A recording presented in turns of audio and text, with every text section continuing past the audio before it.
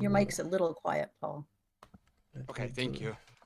Little There we go. Oops. promotion on my Discord. Nice. Okay, let me check if everything is working here. Okay, so first of all, we are going to do a voice check on the stream. Let me check if it's working.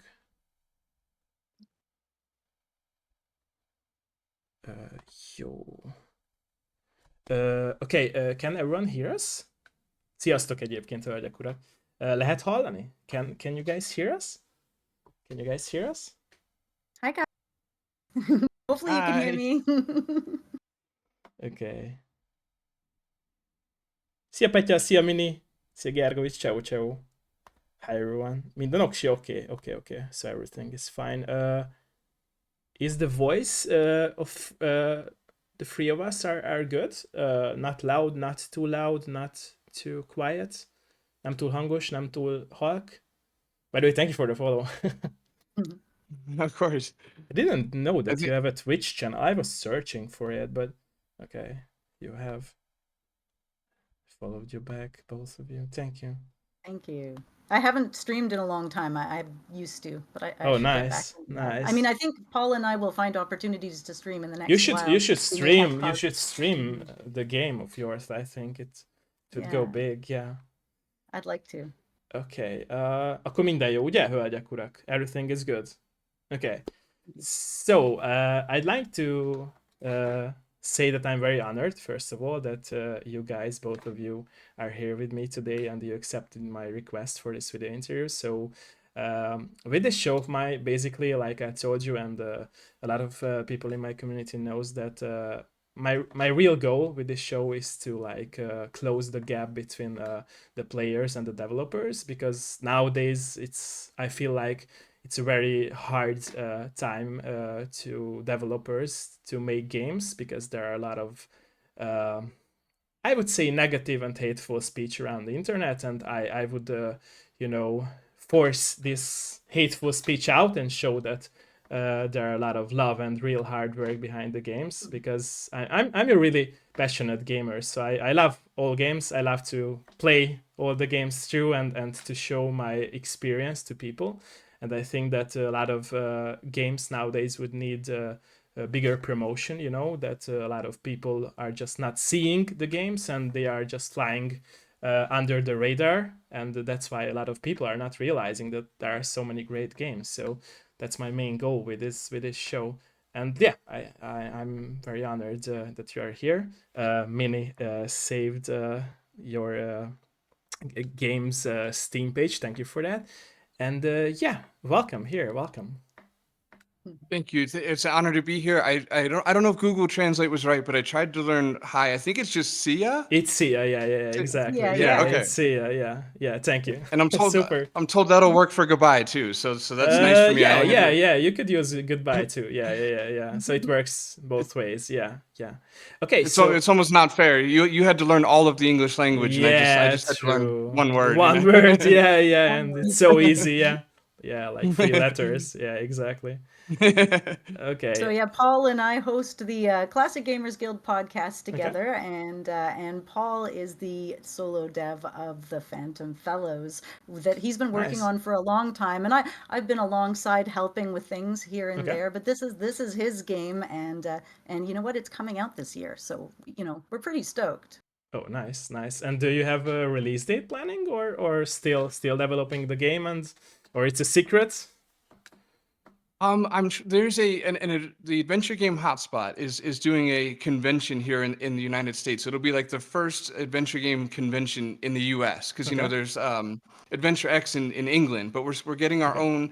It's going to be July 27th, I believe, 29th ish. The weekend, and I'm hoping to release it there because we're going to be Anna and I will both be going out to Washington to be a part of it. I think like Ken and Roberta Williams, a bunch of legendary adventure devs will be there. So I'm trying really hard to get it ready and to release it there. And so far, knock on wood, I think I'm gonna make it. I just at this point we're doing the last minute bug testing and And then I just have to do Steam achievements, and I should be ready. Okay.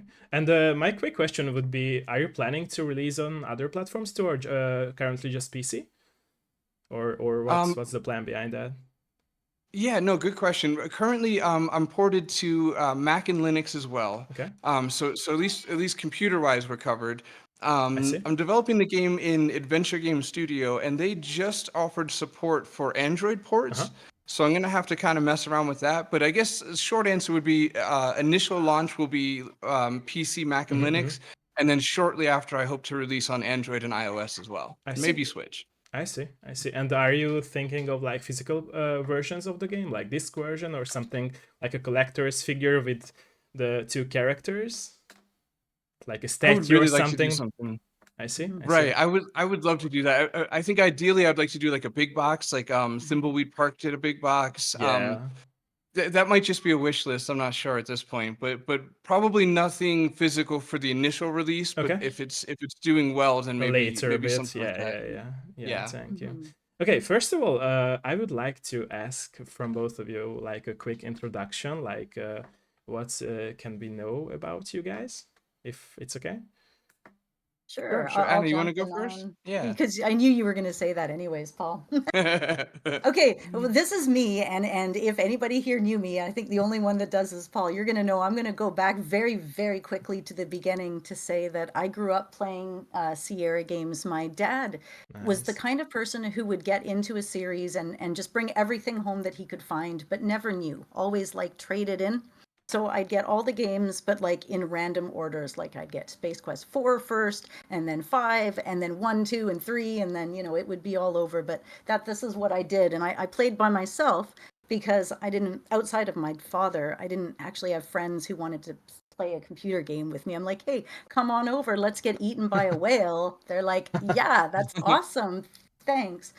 So, anyways, fast forward until about 2018, and I hook up with the Classic Gamers Guild. Well, 2015 maybe when I first came in, and found out that, oh my God, all over the world, there's people with a huge passion for these games, for Yeah, adventure exactly. games, for classic games. Not only that, but there was a resurgence of adventure games, with Francisco Gonzalez and some of the other people out there setting a new trend for it to all to come back. So, like, it was the perfect storm. And then I became an admin in the Classic Gamers Guild, which is on Facebook, of course, entirely dedicated to this sort of game. And then hooked up with the podcast shortly thereafter at the beginning of when COVID hit. And, Paul, you were already doing the podcast at the time. This is where the stories converge. And next thing you know, we were running the podcast with somebody else that had started it. He left. Paul and I we never go anywhere. So we stayed on, and yeah, for the last 4 years, him and I have been talking, and then we ended up working together a little bit with the game as well, which, I'd let you get into all the modern stuff. So go, Paul. Okay, wow, that was good. So yeah, like Anna, I grew up playing adventure games primarily, Okay. like all the Sierra LucasArts stuff. Um, and yeah, I don't. So I guess 2018, I started doing the podcast. If anybody's curious, it's cggpodcast.com. The name doesn't indicate it's just adventure games, but it's just adventure games. Okay. So if you like modern or classic point and clicks, that's and our podcast is just kind of banter, very like free flowy. We're not like a fact based podcast. We're not very good I at see. like yeah, like structures and Yeah, I and see. like I see. I see.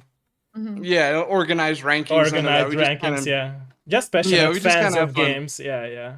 Mhm. Yeah, exactly. Yeah, we Yeah. just have fun with it. So God, we've been doing it for well, Anna and I for 4 years. The podcast is I think 6 years old now, Yep. almost on 200 episodes. We do 2 a month, so that's super fun. And yeah, about three Nice. and a half years ago, I started doing making the Phantom Fellows. I see. I wanted to for a very long time. It's kind of just in the shadows, like Yeah. eyeing adventure game studio, looking at pixel art apps, like really kind of plotting my course, imagining what it might look like, and then finally took the plunge and decided to do it full time. I see. I guess that would have been 2020, Mhm. something like that. I don't know. Bad at years and numbers, especially with COVID being somewhere in there. Yeah. But yeah, regardless, yeah, we're about 3.5 years into development. The game is just about done. It's a pretty big adventure game. I know a lot of Okay. modern adventure games these days are like 4 to 8 hours, something Yeah, like that. Where not that mine long. is it's quite long. It's like 20, 23 hours, something like that. Nice. Yeah. So Okay. yeah, if Nice. anybody's played like Thimbleweed Park, like somewhere in that territory. So it's a big chunky game split up into 7 days or seven Yeah, cases, yeah. and yeah, it's been fun. And you were talking about your origin with video games, but what was your very first game or memory about games that you remember? Ooh, good question. I'll throw it Um, in first, I okay. guess, give you a second, but adventure games specifically, King's Quest 4. King's Quest 4, okay. And what's Right. Yeah, I yours? mean, Mine is a three-way tie because I'm not sure which one. I think we got three games at once Okay. basically because they're all blended together. But it was Space Quest 2, Space Quest 2. Uh-huh. Gold Rush, Nice. and Police Quest. Nice, so nice. And yeah. they were on a Macintosh, so it was black and white. They're really hard to look at in hindsight. But as a kid, obviously, I didn't. I loved it. It was like 1990 or 89 or something. It was amazing to Nice. me. But yeah, looking back, it's like yeah, they're pretty ugly on the black and white Macintoshes. Yeah, But yeah, They're I not fell in like love the with them. amber monochrome I had. Like, I tell you what, that shit was beautiful. these games are still beautiful for those who can appreciate the work behind them and the fun behind them. I think like the real problem, in my opinion, is that nowadays gamers are like not into these games or not knowing the fan factor behind these games because like they weren't like experiencing it like.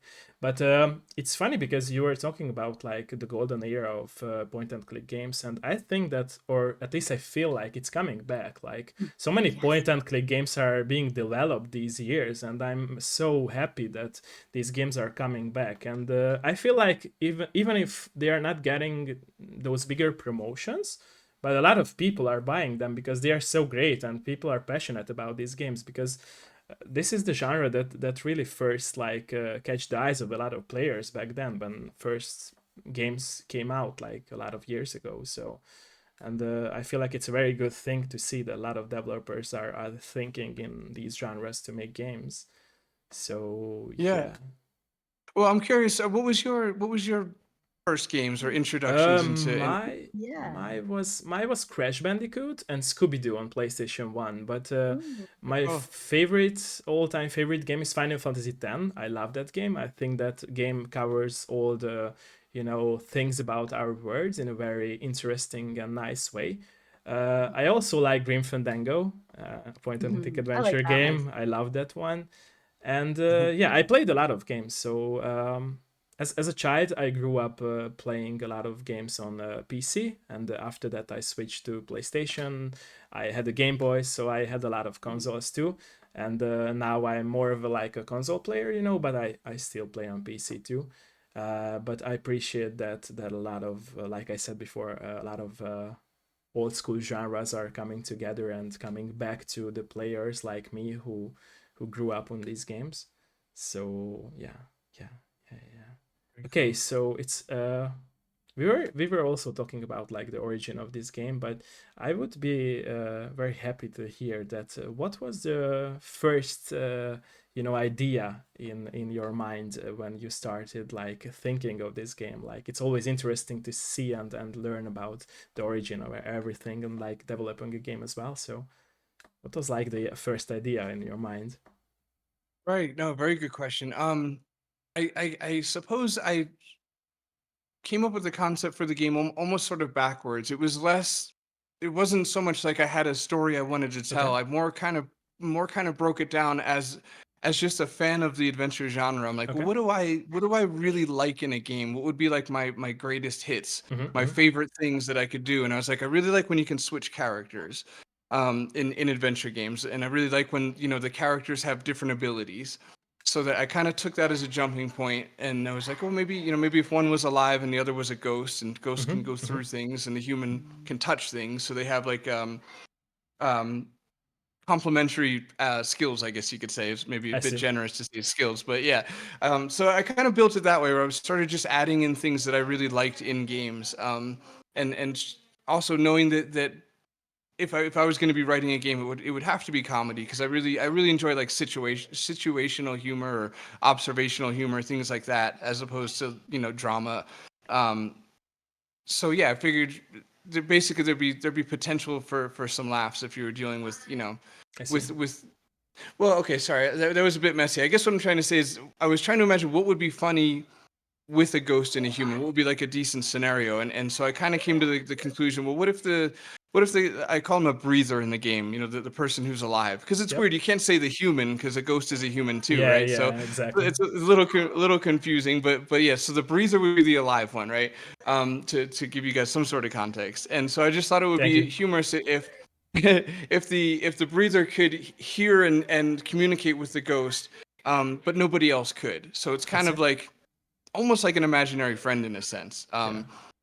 You know, the ghost. So I just basically was trying to build scenarios. I'm like, well, this would give me a lot to write with. You know, I think there'd be a lot of potential for some laughs here, and then mechanic wise, like playing the game, I thought it would be fun to be able to, you know, switch characters out. And so yeah, I think I've ended up building it kind of that way. And then because the game is done in different days or different cases, it allowed me to write like kind of more like little micro stories. And I eventually developed like an overarching story that covers the whole game. That's, you know, traditionally speaking in writing, or especially in I don't know, Family Guy, Simpsons, things like that, where there's usually like that little thinner overarching plot. So the game has that as well, which is good for satisfaction and conclusion and things like that. But otherwise, it allowed me to just write, you know, 7 little haunting tales of somebody who has a haunting and needs help with it. So Are she they calls the connected, family. by the way? Like, are they connected? Like the stories, like the small stories?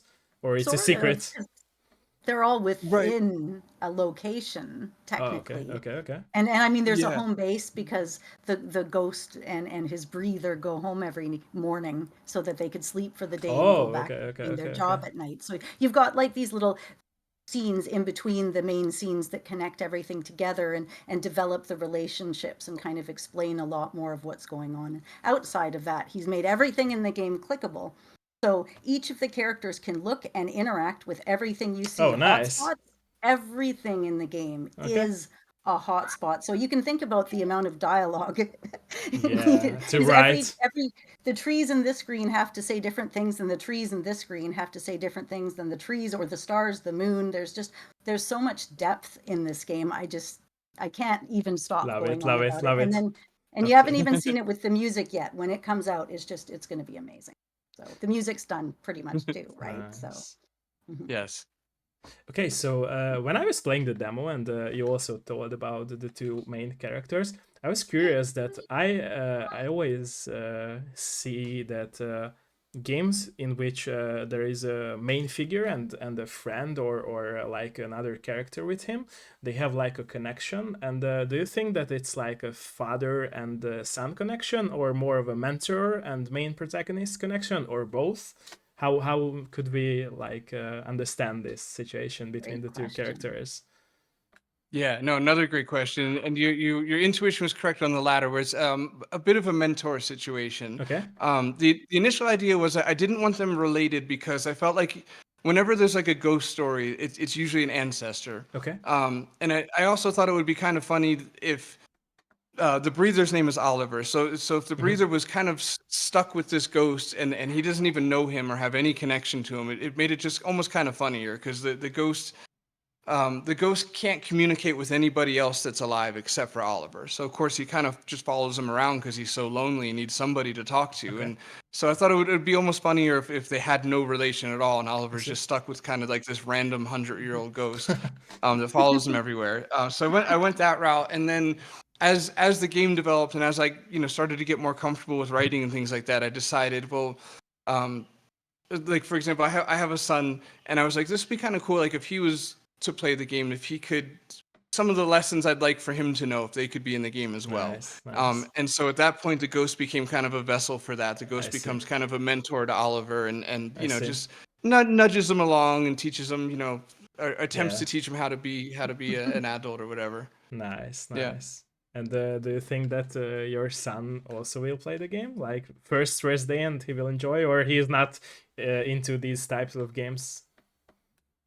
I make him be into them. Oh, nice, nice. That's nice to hear. That's nice to hear. It's like indoctrination. We kind Nice. of like uh every few months we sit down and play an old Sierra game together, and Nice. he doesn't he doesn't hate it, but he wouldn't do it on his own. He does it for I me, see. which is which is nice of him. And plus, it helps me teach him sacrificial ideas like, hey, spend some time with your dad doing something maybe you don't love, but we'll have a good time when you do it. Rather So than he's playing sports or yeah. Yeah. right. Yeah, Yeah, yeah, exactly, yeah. exactly.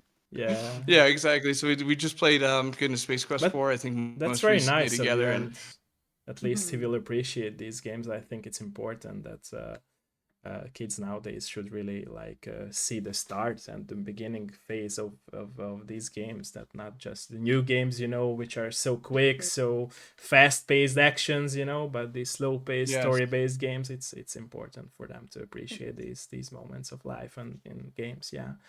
Yeah, Plus, okay. because Yeah. Paul and I each grew up with our fathers being our primary influence for computer games, I think it was really important for us to be I the knew parent it. that was, I knew it. yeah, to I be knew the it. parent that was there to show him what he needed. It's just, it all fits because we want them to have those memories when they Yeah, get older exactly. too. And It's I think it's important. very nice. It's very nice. Like you are giving through to the next generation and your kids as Right. well. Yeah, it's a very nice thing to have. Yeah, exactly.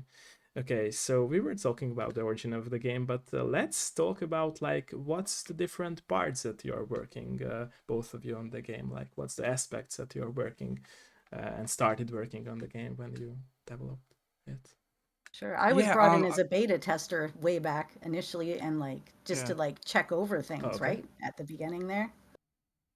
Yeah, yeah. Well, I was gonna jump in quick because I didn't want you to sell yourself short because I will. I Anna's always will. yeah, she will. She's very maybe overly respectful, and but she has been absolutely crucial to the game, because it's like this whole game is just potentially just madness inside of my own head, and she's the one that is like reality, I and I see. can show her.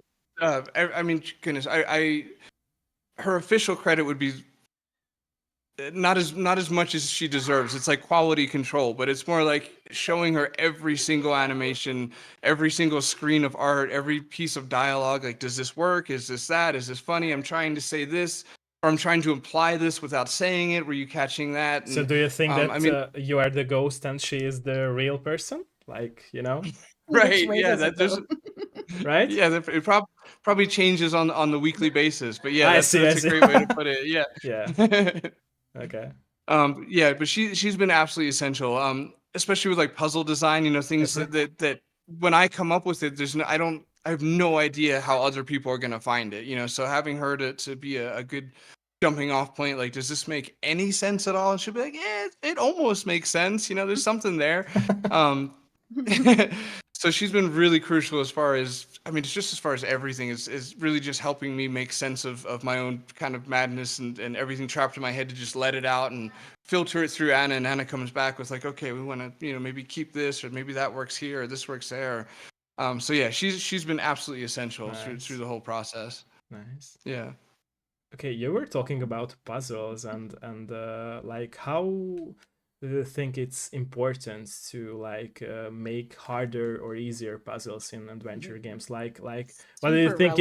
it's is it okay if the puzzles are very easy to complete, or harder, or in between? What's your opinion about it? Because nowadays a lot of gamers, like we were talking or discussing it earlier, that they are not patient enough to solve these puzzles like we used to do in our own, just sitting there more hours, and just Yeah. trying to fix one problem at a time. So yeah, what's your opinion about that, or what both of you? It goes both to both of you, this question. That's okay. It goes, I mean, I'm totally going to direct this back to Paul, but honestly, we have spent, I couldn't even imagine how many hours discussing this exact topic. So I'm so excited that you're asking this question. I want to hear what you have to say, Paul, please. It is a great question, because I guess ultimately and I will give a longer one too, but the shorter, Okay. quicker answer is No, go there's for it. Go for the longer too. You feel free. there I think the puzzles are not very important nowadays. It Okay. seems like adventure gamers really don't.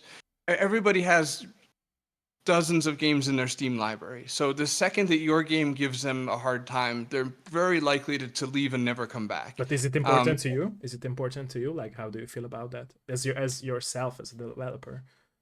right, good question. Very good question. I've never heard that one before. I would say it's pretty low priority for me as well. I think Okay. that adventure gamers, we all tend to say that we're bad at puzzles as if it's like a unique statement to us. And somewhere the last 6 years of doing this podcast, I'm like, wait a minute, everybody says that, so we're all bad at puzzles. And I don't think, I'm not sure we really enjoy, like you said, back in the day it was different because maybe there'd be 2 or 3 games for the whole summer. Like we Yeah. had nothing going on. We had plenty of time in one game Yeah, to but sit I there, think that it was because of the lack of the promotion, the lack of internet, in my opinion at least. Right. Yeah, Right. No, so absolutely agreed. It yeah. was like we were at the mercy of whatever dad brought home. Like, here you Yeah, go. This is, exactly. Or you had to go this to is the your, store and buy the game, or just, Mhm. right. look around in the store what games are there for you to buy. Yeah. Right. And then, like you said, the lack of internet, you couldn't just jump on and grab a walkthrough. Yeah. If you wanted to get a hint book, it took what, like 6 weeks. And this would be in the US. It would take Yeah. 6 weeks to mail out the money to Sierra in California and wait 6 more weeks for Yeah. it to come back to you. And so, yeah, nowadays they can just immediately Google a walkthrough. And I think anytime the player leaves the game for any reason, there's a bit of a risk there that they might not come back. So Mm-hmm. there is some pressure to make the puzzles pretty easy, and I think most adventure gamers really just enjoy the narrative aspect. Some sort I of, see. it's a tough line because you don't want to watch a TV show. You don't want the game to just happen for you, but you want a little interactivity, but not too much. So it is a bit of a fine line. The where I ended up drawing my kind of line in the sand, I guess, with the puzzles was, I erred on the side of easy, but even the easy puzzles can be tricky Yeah. sometimes. There's just a Yeah. lot of moving parts. So again, using the 2 different characters aspect, I decided, well, the ghost, since he's kind of a mentor role, the ghost will be where the player can go to get hints. So anytime you get stuck, you can talk to the ghost, and it doesn't break the fourth wall. I try to keep it feeling like a genuine conversation. I I don't want see. it to feel like you're getting hints from the ghost. I want it to feel like the breather Oliver is like, hey man, I need help with this, and the ghost will be like, well, have you thought about trying this? And what I did was, there's usually about 3 tiers, Okay. with an exit point, so the player can hear the ghost be like, well, maybe you should look in the kitchen, and then the player can exit.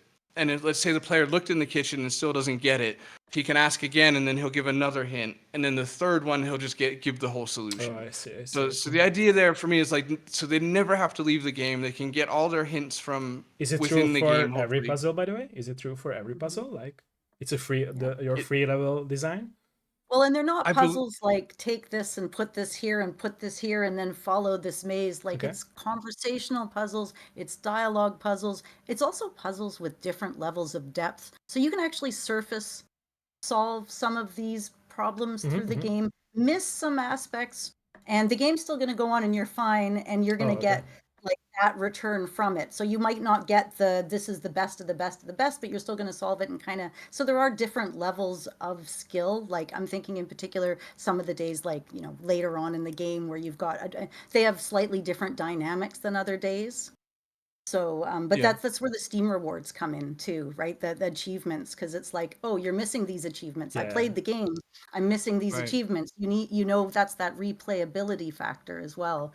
So yeah, and being that the other character is your hint, it's situationally based. So Engelbert, the ghost, knows where you are, what you're doing, and what you need help with.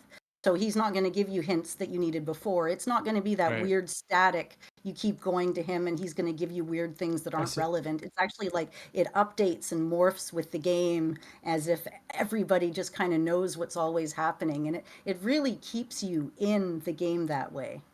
I see. I Yeah, see. yeah. Thank you for that. That's good articulation, because yeah. I guess a good example would be like if there's 3 puzzles in one of the days. Okay. I'll kind of in my head prioritize the puzzles, and I'll put the most difficult as the first one that you could get a hint for. Mm-hmm, So mm-hmm. just in the script itself, without getting too nerdy on you guys, in the script No, it's itself, I'll okay. be Go like, for well, it. I'll be like, if this puzzle isn't solved, let's do hints for that first, and then if that's solved, but else this one isn't solved, and let's move to that hint, and that way we just kind of focus on one thing at a time and address it from the hardest hints forward. And to Anna's earlier point too is that hopefully is kind of neat. Is one thing in adventure games that always bothered me that I wanted to address in this game was there'd be times, especially in the classics, and I feel bad even picking on them, but but there'd be times in adventure games where maybe you need like a flashlight, and earlier in the game you saw one, but you can't go get it. You have to like make a torch or some because they adventure are game sort of thing. scripted. Yeah, because they are scripted too Right. much. Yeah. Right, exactly. So Yeah. what I did with this game was if you can always solve the puzzle without leaving the location for the day. But if in one of the earlier days you saw something that could also solve the puzzle, like a Oh, flashlight, okay. then alternatively you could go back to where you saw the flashlight and just get the flashlight and I come see. use it where you need it. So hopefully little things like dynamics like that will be it's little piece of unique, or it's like the little bits of this game that might be just slightly different from, because I'm not trying to redefine adventure games or even claim that I'm coming close to, because I'm definitely not, but I did want to try and offer some kind More of a of freedom for the and players. Well, and right, there's another yes. aspect to that. Say you go back, like, because you get travel on the neck. You don't get travel right away, just like you don't get the ability to switch characters right away. It kind of happens as the game progresses. And when you get that ability and you see that flashlight and you want to go back, it's not like some static farm just like it was when you went there before. Now the stuff's happened. You've already been there. They know who you are, and characters or situations are going to react to you a little I bit see. differently in that. So it's like these other little bonuses, like if you go back to this place more, you might see more, or you might miss it. It doesn't matter. It's fun, right? This is not everything in the game is there to progress the game. Some of it's just like, hey, that's funny. I clicked on a star, I'm gonna go wish on it or something. And that's Right. that's what brings the whole universe to life, because life is multidimensional. It's not just Yeah. solving a crime or having conversations. It's everything, right? Yeah. Exactly. Yeah. Yeah, well said. Yeah, I think the adventure games are at their best when they're rewarding exploration. So I try to do that a lot, where it's like if you want to go back to a location, one of the locations is a farm, as actually that's in the demo, so as you saw, but it's like if you go back to the farm later in the game, you could have a whole new conversation with the farmer. And for me, writing wise, it's just another opportunity for some jokes, to hopefully make the player laugh, and to acknowledge maybe the previous events or things like that. And I don't know. As a kid, adventure games for me felt it's almost a kind of a ridiculous statement, but they felt like a big open world. Even though it really wasn't, it was just this tiny little, let's say, police quest, and just because I could drive on the freeway and go to whatever store I wanted to, which again isn't really true. I could go to one of like 6 pre-scripted stores, but the point being is I'm trying to capture that feeling of how adventure games felt to me as a kid, which was like this I big see. open world, and you could go over to this location and they would know where you are in the game. Like they're like, oh, I saw you yesterday, you're back again. That kind of feeling, that exploration. I see. And what's like you were telling me about the puzzles, but how these puzzles are like developing the connection between the main protagonist and his fellow friend, like how Oh, they're you've moving got great forward. questions. Yeah. Yeah. Thank you.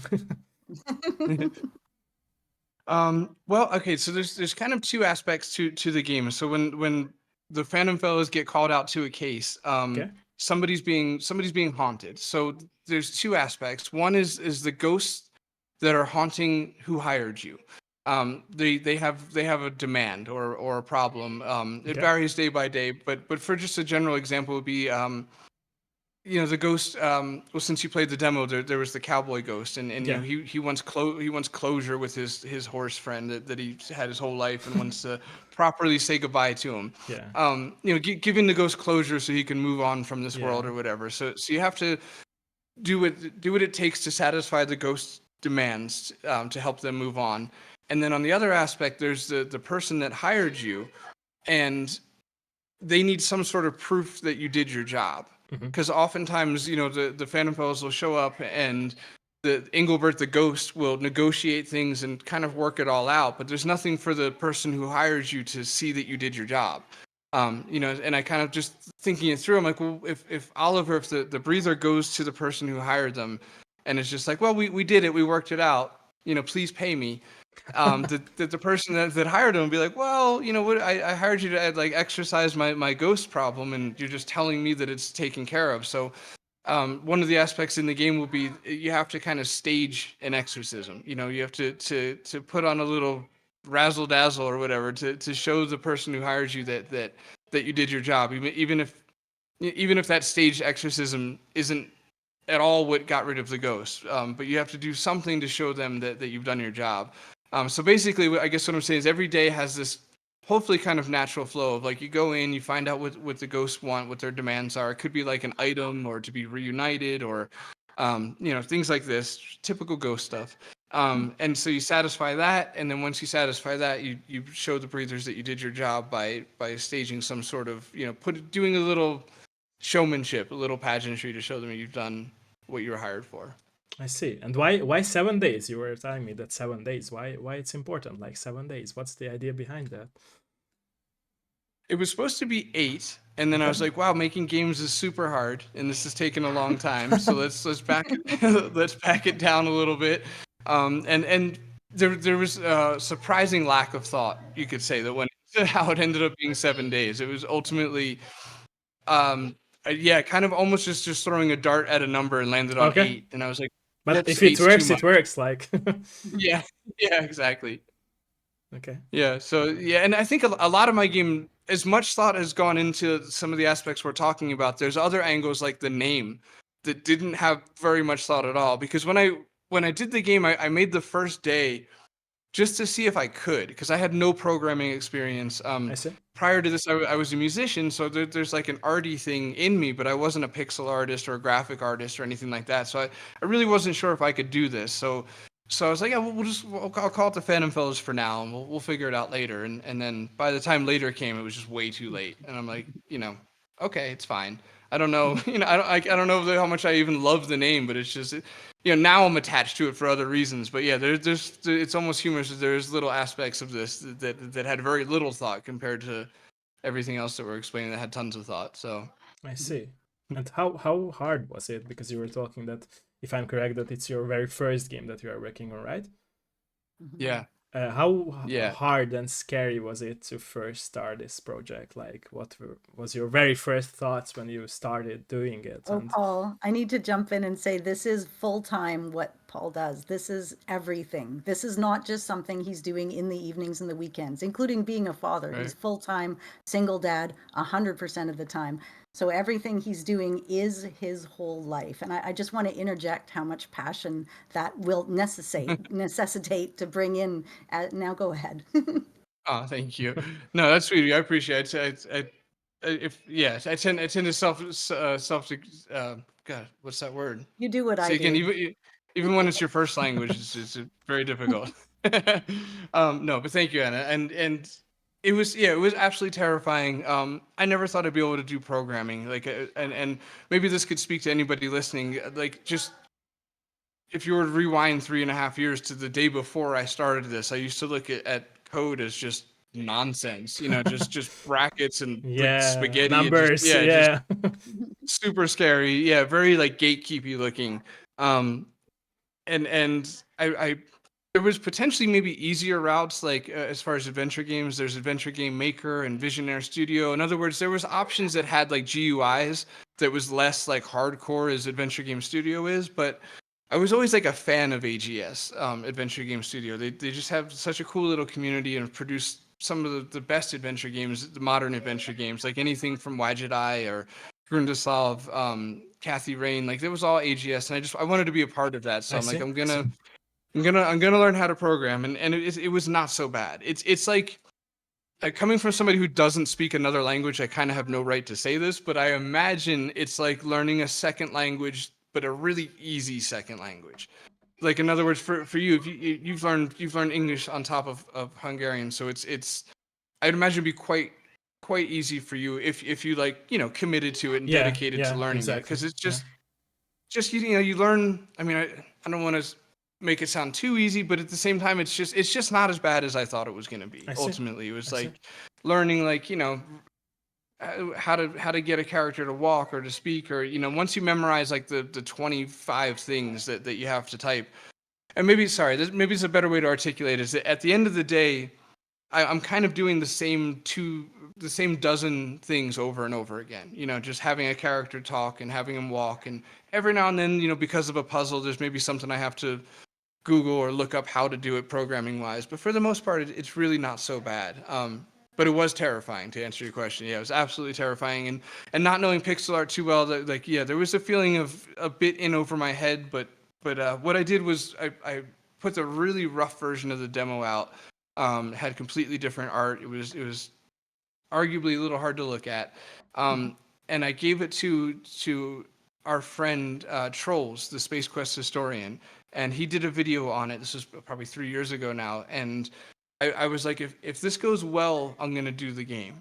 And he really liked it, and his audience really liked it. Everybody that was watching the live stream was kind of laughing along, and Trolls was giving me all the right feedback and things that just built up that confidence. So I'm like, okay, I think I can do this, and so yeah, just took And the then you plunge. completely overhauled the game, and the new demo that's out now, graphically, story wise, there's so many little changes that it's almost unrecognizable, but for the origins where it came from. Yeah, yeah, absolutely. And I would say too, is I'm such a unorganized person. Like I tend towards chaos as opposed to It's okay, order. I think. So for anybody listening that sees a little of themselves in True me, art came you can do it. from chaos. True Yeah, art forms are coming, and true artists are coming from chaos. So yeah, like you right. cannot be a Yes. Yeah. strict person if you want to make art with your knowledge. Yeah, Beautiful. yeah, Beautifully put. You're exactly right. Yeah. yeah. So for anybody listening that might tend towards me on let's say the arty side, and you're like, I can't program. You probably can if you really want to. It's really not that bad, and it's surprisingly, it involves way more creativity than I thought. So it really kind of stimulates the creative side of my brain as well, because you're basically, I almost imagine it as like you're just in the middle of the desert with like a blinking cursor. Hey, sweetie, it's on the bed. Sorry about that. No, it's okay. I imagine when you Hi to first them start as well. programming. Oh, thank you. When you first start programming, it's like you're kind of just in the middle of the desert with like a blinking cursor, and that really, I'll never forget that moment, because I don't know what I thought, but I didn't think I'd be that alone when I first opened AGS. I'm like, I thought there'd be more of like a template or more of Like a Clippy. pushes and directions. Hi, I Yeah, see you need help with right. a game. Like a clip. Yeah, How to exactly. Like program some walking a character. right. Something, and there's just Mhm. nothing. So Yeah.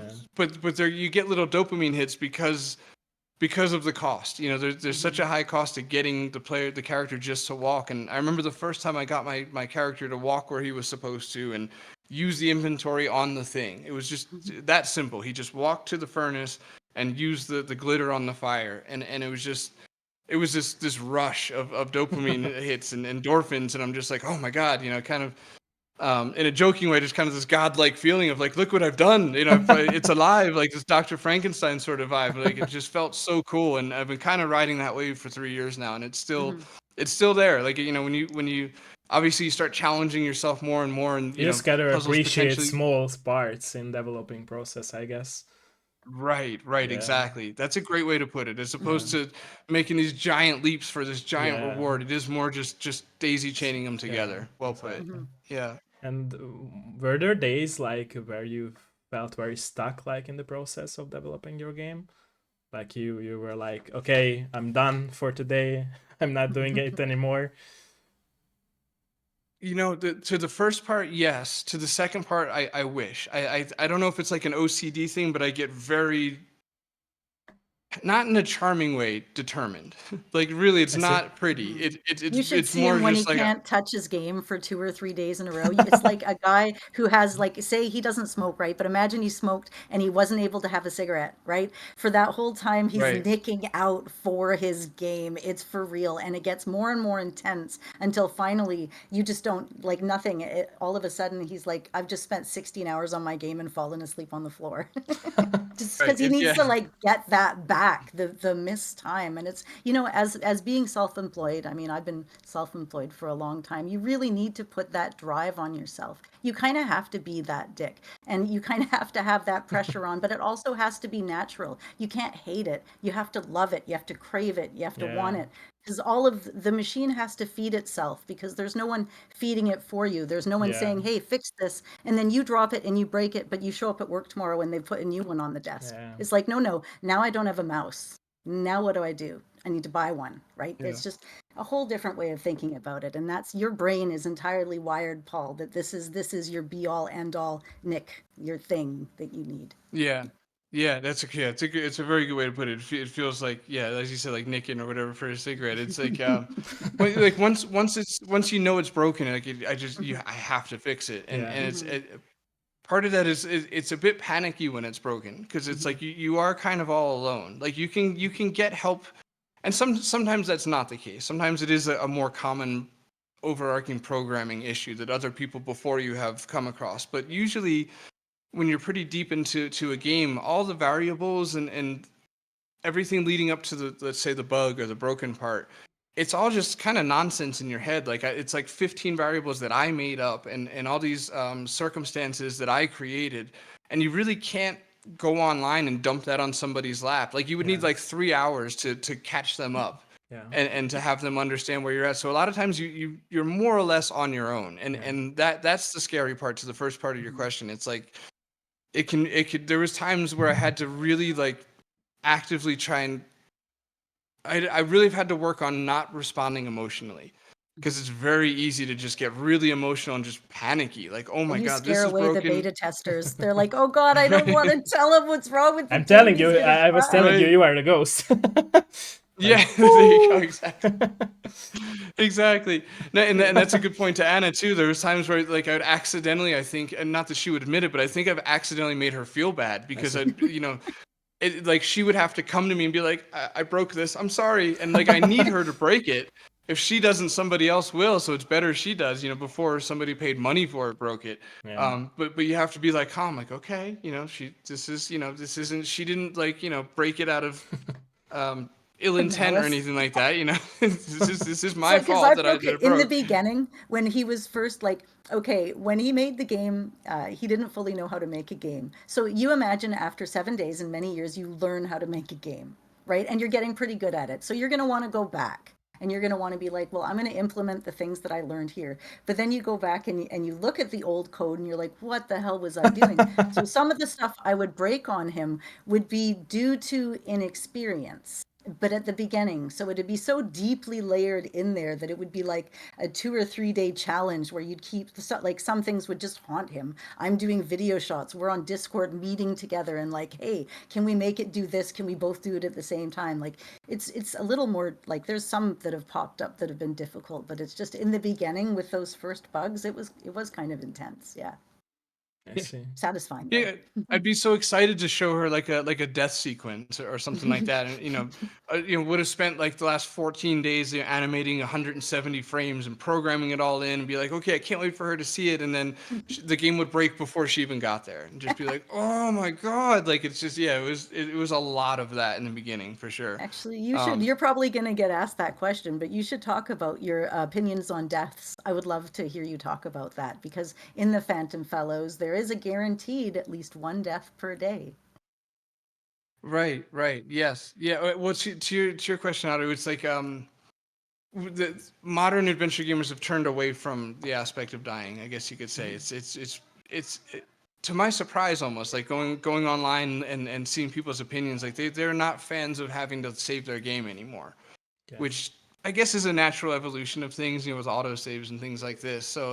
So for me, growing up with Deaths in the game, they were some of the best parts of adventure games was finding all the ways to die, and so it was just another, as you brought up with puzzles, it was kind of another fine line to walk there, where it's like, okay, I I want to want to do kill this people because carefully.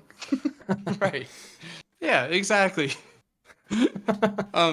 It's such a fine line to walk, as far as wanting to give people they grew that admired that growing up. Basically, like the Sierra players were the ones that really would appreciate the deaths. And and sorry, he's coming back No, again. it's okay. No, It's no, okay. we're good. Okay. Like a shark in the water. I'm like, he's coming back again. He's trying to travel internationally, that's all. I got a dirty look for that. Fair enough. Um, but yeah, so long story short, I went into this like I'm going to do old school deaths. People are going to have to save their games. I'll be fair about it. Blah blah blah. But I did turn around on that pretty quickly. It was kind of unanimous. Like do not kill us without auto saving. I'm like, all right, that's where the line is nowadays. So So yeah, there's one death a day, and you can just press a rewind button, and I see. yeah, you don't have to save. And you have to find it, and you don't have to die, but it's fun too. And I mean, a lot of people that play it are obviously always trying to find where can I die in this state, because that's But kind of the why? fun But part of the why? story. I'm asking it why, like why people love it. It's interesting, yeah. Mm. Yeah, Yeah, actually, and well, when I was a kid, I loved the deaths. I would save before I did everything and then try to do everything I could to die because dying was funny in the games. You'd get the funniest lines, you'd get your hero melting or being cut in half or his head cut off or he turns into a pancake on the ground. There was so many ways to die, and a part of that, like if there was Steam achievements, they would have been for ways to die in Sierra games. So as a Sierra yeah, gamer, that was the plan. And I would always be so excited when I'd find a death in a game that I've played over and over, but it's a new one. Like, oh man, I did not know if I stood under this window for 30 seconds, it would fall and kill me. That's amazing. right. And so it was never something that I was upset about growing up in games. If anything, I was like, why is there not more deaths in the game? But I didn't look at it as frustrating. You had to save after everything you did all the time. And if you didn't save, it was very frustrating. Just to go back 10 minutes in gameplay was enough to piss you off sometimes. Oh Yeah. man, this is terrible. I'm going to go eat some Doritos. Like, I can't even handle this. Yeah, yeah, Do you think it's yeah. because And like oh sorry, go for that. Go for it, go for it. I guess just to tack on her point, it was like with the Space Quest. I think I'm pointing to this behind me there. Space Quest made it fun because it was like this tiny little animation that was like a bonus, and back in the day we didn't get a lot of animations, so They the death was like move the like, one way. yeah, it Yeah, it was was one way to get awesome. like just this cool fluid, or yeah. I kind of remember almost all of them like getting chopped up into little pieces. It probably sounds grotesque, I guess, like laughing at Becoming it, but slug chow and, just yeah, it's that. just it was oddly charming, I guess you could say, and to I guess tie the point together and bring some closure to it would be that gamers nowadays aren't used to saving all the time. So I ultimately decided it would just be unfair of me to, you know, to expect them to suddenly switch that back on after 20 years of dormancy. And do you think that like people love these death sequences because they would like to understand the idea behind death and like what happens after we die? Ooh, good question again. You're on Right. fire, man. Wow. Thank you. Right. No, that's a great question. There's just one death in a day, and I honestly I probably should have played with this a little bit more than I did. But one death in the day, kind of tackles or heads into that territory, I guess you could say, of what, because usually I always go for the laugh first. So a lot of times to me it was almost funnier that Oliver would the breather would, when he died, that he would immediately find peace, Mhm. and so therefore the ghost would be like, seriously, like he gets rest, I'm still stuck here as a But not ghost. me. So I was always going Yeah, right, not fair at exactly. So I all. was, I was always going for that laugh, but one of the days I did have Oliver kind of join him. So I guess I'll just say it's in day 4 for anybody that does play the game, that death will I head see. that It's a direction. good Yeah. one. I see.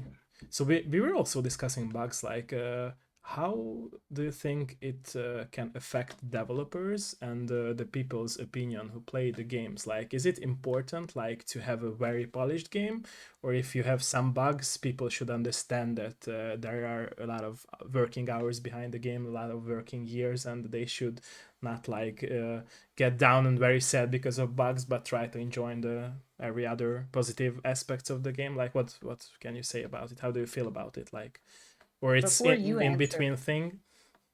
I feel, Yeah. in my opinion, and Paul and I have never actually really discussed this aspect, so I'm just jumping out here, but Okay. I feel that the process that he's using for beta testing, the beta testers he's using, and the way that we've been obsessively playing the game over and over and over again, the goal is, I mean, we know we can't prevent everything, but I Yeah. really think the goal is going to be that people at home are going to have an extremely pleasurable, smooth experience. I mean, we Nice. get stressed enough when a beta tester has to deal with a difficult bug because we're trying to get things out of them too. So, and he has a very, very avid team of beta testers that are well respected within the community, that are looking for very different, very specific things in his game, from the language and where the apostrophes are, to specific bugs, to making big reports, to context and continuity. He's picked a very, very selective team, which has, by the way, for the last 6 weeks of beta testing kept him hopping, because these people have been eagerly in a place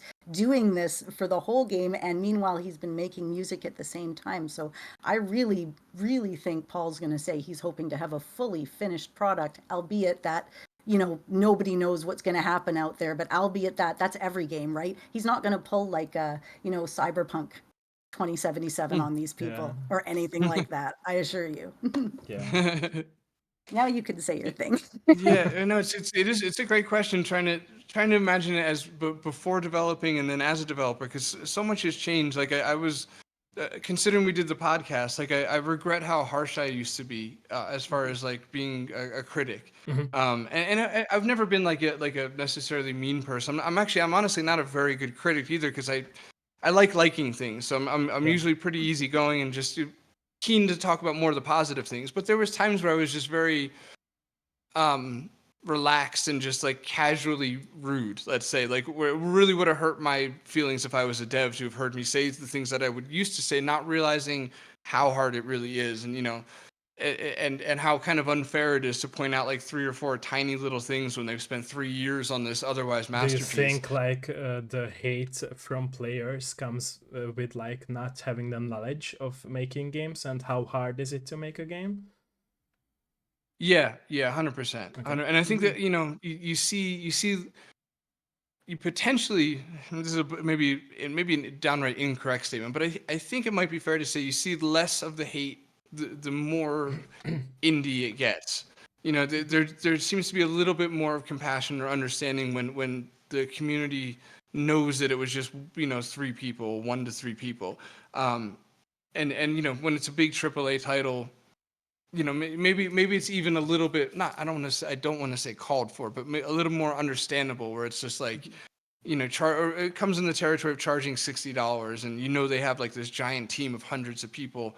See, in my head, I could see how that just creates more problems. But to your point, I think a lot of it just comes down to not understanding how absolutely difficult it is, and Yeah. to pour give full time 3.5 years of your life to something, and then somebody comes back and forgets to say anything positive, and it's just like, well, ending was a bit abrupt, and it's just Yeah, and like, they just make 2 clicks in the game and say, "Oh, I don't like it. It's trash," and it's stupid. Like I feel like a lot of players are like because they are lacking of knowledge of like exactly know how to build a game or making it from scratch. They are not understand the hard work behind it, and that it's actually real people who are developing the game. And the fact is that I think that internet gives space for hateful speech and hateful like you know.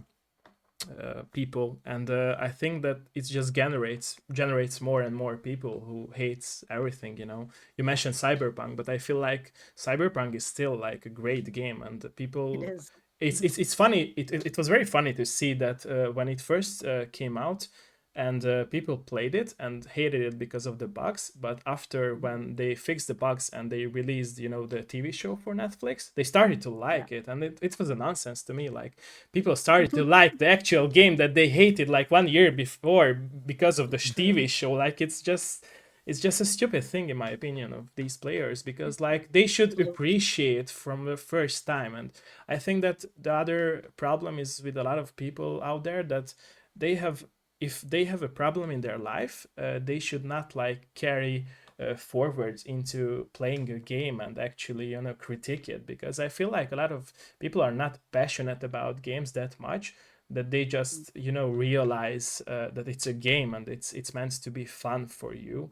uh, and they just go into that, they start playing a game, and they, if they have a problem, then they will critique the game as well, because I don't know, I get fired from the job and it's a shitty game, but it's not the same. Like you should separate the two things, and I feel like it's a real problem nowadays with a lot of people, and because there are more and more gamers joining the gamer community, and I know it's a very maybe incorrect way to call it, but I call a lot of gamers today gamers or nowadays gamers trend gamers, because like a lot of them just play games without a passion and like a trend, because they saw it at their friends playing, and I will playing, but they don't have the real passion, like to understand everything behind the game, and to read about the game or just check it who made them, or just play it through, and that's a big problem with the players nowadays, in my opinion. It's true. You can see it even on Steam. You go to Steam reviews and you'll see these big long reviews about Yeah. how terrible the game is, but then you look at the gameplay time, 2 hours and 20 minutes. Yeah, or only And 1 it's like, hour. Yeah, or yeah, not how even an hour. seriously? Yeah, exactly. And And then, it's so bad to see the things like they are not even and that comes with the thing that I feel like people should really first get the knowledge about something, and only after that like be a critic of it, or just talk about that. I always say on my streams that I don't talk about like football, because I don't like football. Why should I talk about it? Like I'm stupid about football, I won't critic footballists or footballers or the whole sport, like, because I don't have the knowledge to exactly say the right things at the right time, and I feel stupid myself, like talking about these topics that I don't know. And I think that a lot of people are not like don't have the strict resemble to their self, like they are not into themselves that much that they should critic themselves about their knowledge of things, and they just give their opinions about everything, like they don't care. And Right. it's just weird to see. And the and internet it only takes a fast time to make the opinion too. And I mean, as a dev, you kind of have to look at it like the person critiquing, you have to see it from a player's point of view, but then you have to see it from the dev point of view. And then you have to look at the experience the player has in general. Has this person made a bunch of games? What do they know about games? Yeah. Depending on is the critique relevant? And on what level is it on? And it's so hard to know as a dev. And I think you see this too, with even with beta testing and everything. Where do you stay true to yourself and your mission or what you're looking for, and where do you appease to the general? And how many people does one person represent? If you've had 50 people tell you the same thing, sure. 10 people, sure. 5 people, maybe. 1 person, I don't know. Is this even relevant, or is it just an opinion? Like you said, did they just have a bad day at work? yeah You don't but know. Or do they just not have the experience behind them to even have that opinion in the first exactly. place? It's so difficult to gauge it on the internet. Yeah. And what position you're in as a dev. Where do you listen, and where do you say, you know what, I just need to put my head down and make my game and put it out there because I know certain people are going to think certain things. And there's a fine line, right? Yeah. Between that, your own creativity and sort of appeasing that little bit. Yeah, but I think it can be very hard, because like if you are developing something, not just a game or anything in this world, you like want the reflection from others. But if you get negative reflections, yeah, like it's not that easy, especially if you are like very into your game and you want that reflection to close your mind behind, or close the doors behind the haters, and if especially if you're emotional. And in fact, I think that every one of us are emotional, just not all of us are showing our true emotions. And yeah, it can be hard, very hard. And that was the next question that I wanted to ask you, both of you. Like, what do you think about like how can like negative opinions can move back the developing process? Like if you read something bad about your game, about the demo, or what do you think about that? Like how can it's like I don't know, stop you from doing it, or and what is the passion that you're getting, not Yeah, to no, stop and say that, okay, I'm listening to that person, he's right, and okay, it's a bad game, I won't make it.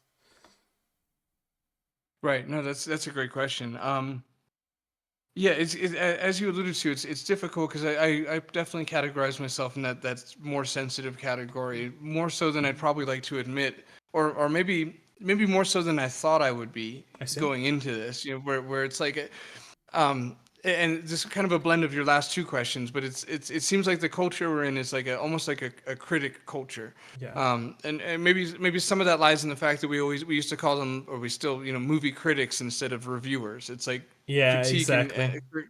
right, criticizing is like Yeah. this inherent part of it, and so what kind of bums me out is, and again, I've been guilty of it in the past before I was a dev, so I'm not trying to sound too judgy either, because I get it. It's our brains are almost wired to see what's wrong in any situation. So it's something I think we'll probably always have to wrestle with as humans, because our brains are just, we're always looking for what's wrong, Yeah. probably on a survival level, things that used to serve us well, let's say. But one thing that can kind of bum me out is people feel the need to um, deliver some sort of critique, even if they had a overwhelmingly positive experience. They almost feel like obligated to leave you with something that you could improve with. And sometimes that's just kind of a bummer. Like sometimes it would be nice to just hear what you liked about it, and for everybody to be like, well, that game wasn't tailor made for me. So considering it's for everybody's overall Yeah. enjoyment, there's going to be a thing here or there that maybe I'm not crazy about, but like you don't always have to offer a critique, I think is what I'm trying to say. If Yeah. it's something you really enjoyed, just give that to the dev. Just be like, hey man, you Yeah. crushed it. I Like totally I agree. love you. Yeah. You don't Yeah. have to add, well, I would have maybe done this, but otherwise, Or Yeah, just but just you are leave not it the with dev. Like you're not the dev. You're yeah. not in that position. Yeah. It's Make your funny, own I felt game. that way my whole life because my dad, he's a reviewer. He would always get Nice. the Leonard Malkin reviews of all the around, some American guy. He always had an opinion. His opinion aligned with my dad, the critiques and things, right?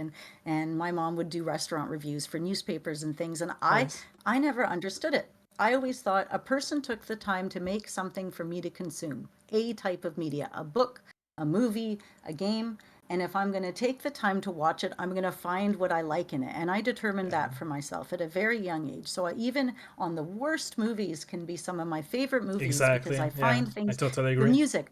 Yeah, the worst music, there is no worst music. There will be Yeah. something I Yeah. True. love True. in all of it, in every media. And I don't understand why because it's like if I haven't made a game, then I don't feel I should be able to say, hey, your game was okay.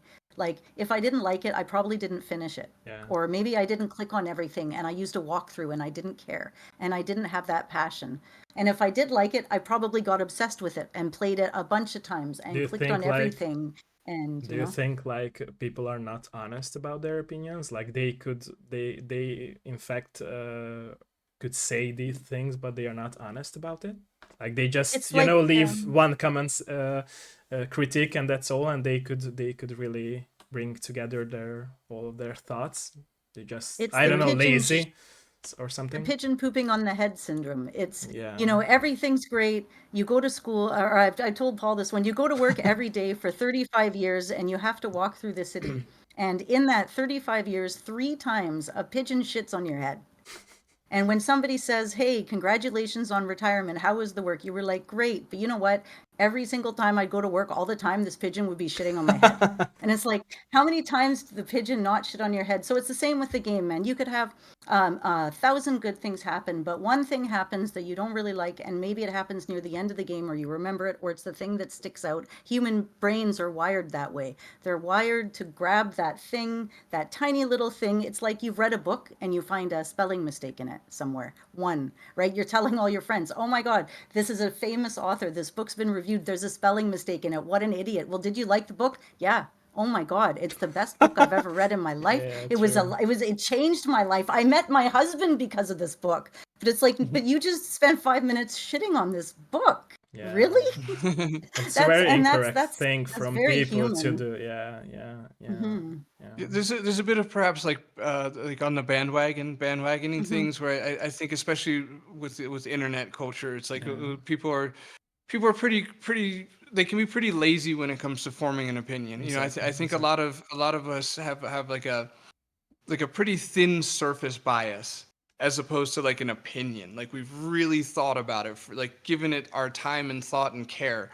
Whereas most of the time, and probably because life's complicated, so it's just easier to just quickly sort things into little surface categories. But I guess my point being is we can all be pretty quick to just bandwagon something and be like, okay, well that person said this, and yeah, sure, why not? It's that's my opinion too, because that's It's Twitter probably how too. I'd That's feel if I even the played it. internet is Right. all of that, right? Everywhere. Like one Yeah. person said it, now it's a thing. Yeah. And Right. maybe Yeah. also because they are like scared to share their emotions, and I was thinking Oh my about that as God. well. Yes, you're very intuitive, my friend. I like Thank you, you. thank you, Yeah. thank you. Yeah. No, there's a lot of that. I think to this in this particular moment, there's a lot of things that seems like the what everybody feels, but I think there's a lot of people too scared to say Yeah, things right exactly. now about Yeah, because they are scared at what others will think of them, and Mhm. yeah, and it's yeah, bad because scared. like maybe people would love something and they just say it's bad because I don't know their friend said it, and they want to like be friends forever with them, and they are scared that they will end up Within their their own friendship. mental Yeah, hierarchy. Like this yeah, friend's opinion in my hierarchy is matters here, more so than saying my yeah, honest opinion about it. Yeah, exactly. exactly. Yeah. Yeah, Right. it's very bad to see because like I was playing video games my whole life, and I will probably continue on till my death, my last stages, But I feel like with the age of internet and with the age of like I was saying trend gamers, I use this slang. I feel like there are a lot of people who needs to be taught that to enjoy games, and that's my goal, because like and I think that it's very hard, like you were saying before, that not just about games but music and books and movies, everything that you consider as a form of art, like it's very hard not to focus on these negative things if you are creating this type of forms of art, and especially if you're an emotional person. So yeah, and It's true, and I see that. I mean, when just to answer your question for you briefly, like I see with Paul, like he really takes every person's opinion into account. Like especially if it's on his team of people he's chosen or people that are running through the demo, and you know put real thought into it. It's not just like a surface comment. There's a depth to what people say, but again, if it's a critique over a critique over a critique many times in a row, it gives less weight to the depth of the critique, right? So yeah, but you put so much thought and effort and time when somebody has a problem with the game, and so much care into it, and it makes things take longer. And I think it's going to make a better game, and it's going to have more emotional depth. Like you can feel it. We were talking to Dave Gilbert of Wadget Eye Games on the podcast, and he was saying that when he made a game and he didn't put his heart into it, people weren't as interested. But when his heart and his passion is in the game, and everything in the game has meaning and it connects to the game developer, the people playing it, they can feel it. It's like something that comes out of the aura game around at you. him Yeah, an and the game. aura, right? Yeah, Right. And exactly. you're not Yeah. going to get that with these big companies with hundreds of people. But when Yeah. you have something like this small team or a solo dev, and they have the passion and they're putting the care into it every Yeah, step in the because way, like that's it's going the to show game is the through. connection between the player and the Yes, developers. Yeah, exactly. exactly. Because it Like a is, it's all bridge, like a electricity. bridge. Yeah, connecting I them. mean, Yeah. what is Yeah. it doing Yeah. now? A game is connecting us internationally right now to all of Yeah, you. You're exactly. wonderful viewers, to you. I mean, Exactly. Paul's in Colorado in Yeah. the US. I'm in Victoria in Canada. We're all in very different Yeah, places. true. Yeah. Do you Yeah, think and like I like what you said about aura. The Mhm. aura, like the feeling. Sometimes I'll get disproportionately emotional from like a movie, and I can't help it, maybe on a fantastical level, even wonder sometimes, like if the care and love that the writers put into it almost somehow comes through Mhm. the coding of the game, or the movie itself. Like you can just almost feel when somebody puts a lot of care and love into things, and it's a nice bit of what would almost feels like magic in a world that could probably use some more, or more people at least willing to believe in little aspects of it and things like that. So Mhm. yeah, I guess what I'm trying to say is I like your wording of aura, and if it does, I do get the sense that you can feel when there's like actual love baked into something, whether it's a game or a yeah, film or a piece of true. music. Do you guys think that like people can change for a better in the future, like giving their honest opinions about everything, and like going more into for the positive things, like rather than just be a very On a dumb best humanity critic. scale. Yeah, on a humanity scale. Yeah, not just for games but everything. Like, do you think that it can be changed for a better, like people can change for a better? And if I yes, don't. how many years it would take for us to change? Like, Oh, and I it's really, I such a really want to give a regional positive question. answer. Mhm. okay, Is a struggle because I kind of feel like the answer is more no, and I don't want to I don't like that answer, but but it's why? But why? I Okay, let's I say no, I but th- why? I th- I guess it'd be two part. One would be that kind of wiring I spoke of, where it does seem like it we are sort of wired to see what's wrong with things, and we are prone to a certain amount of tribalism.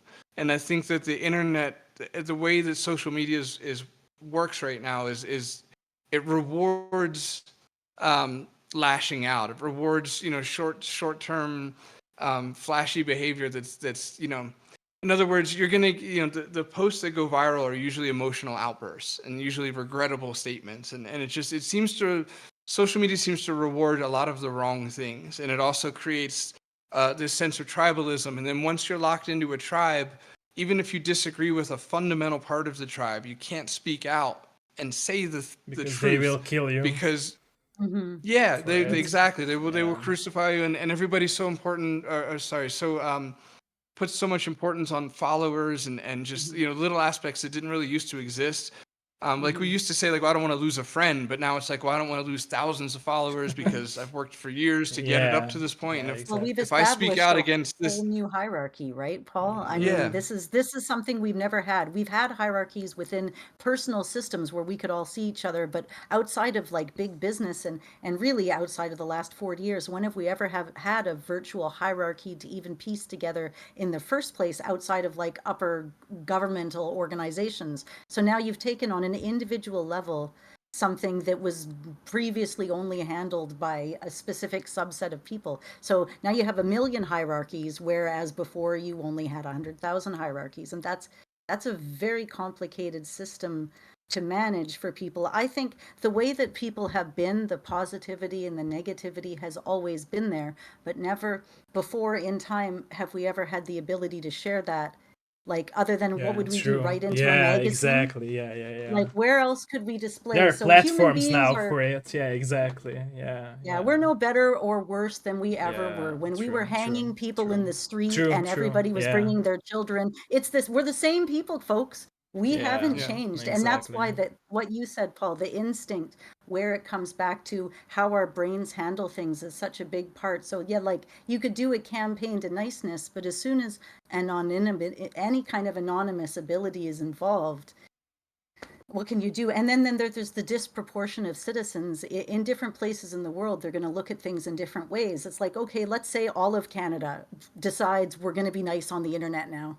And this is a thing we've worked towards through the government. It's a big initiative. They put out the money, hate speech is outlawed, whatever it is they need to do. But then, okay, now you have, what about the population in, say, India or China or any other country that has a lot of numbers on the internet? And at what point, I mean, does Canada even really matter in the scheme of things? So it's just so hard for me to think of things collectively at a citizenship. I mean, all that I can more easily look at it on a personal level. What can you have around you? What can you do not to have that crowd mentality?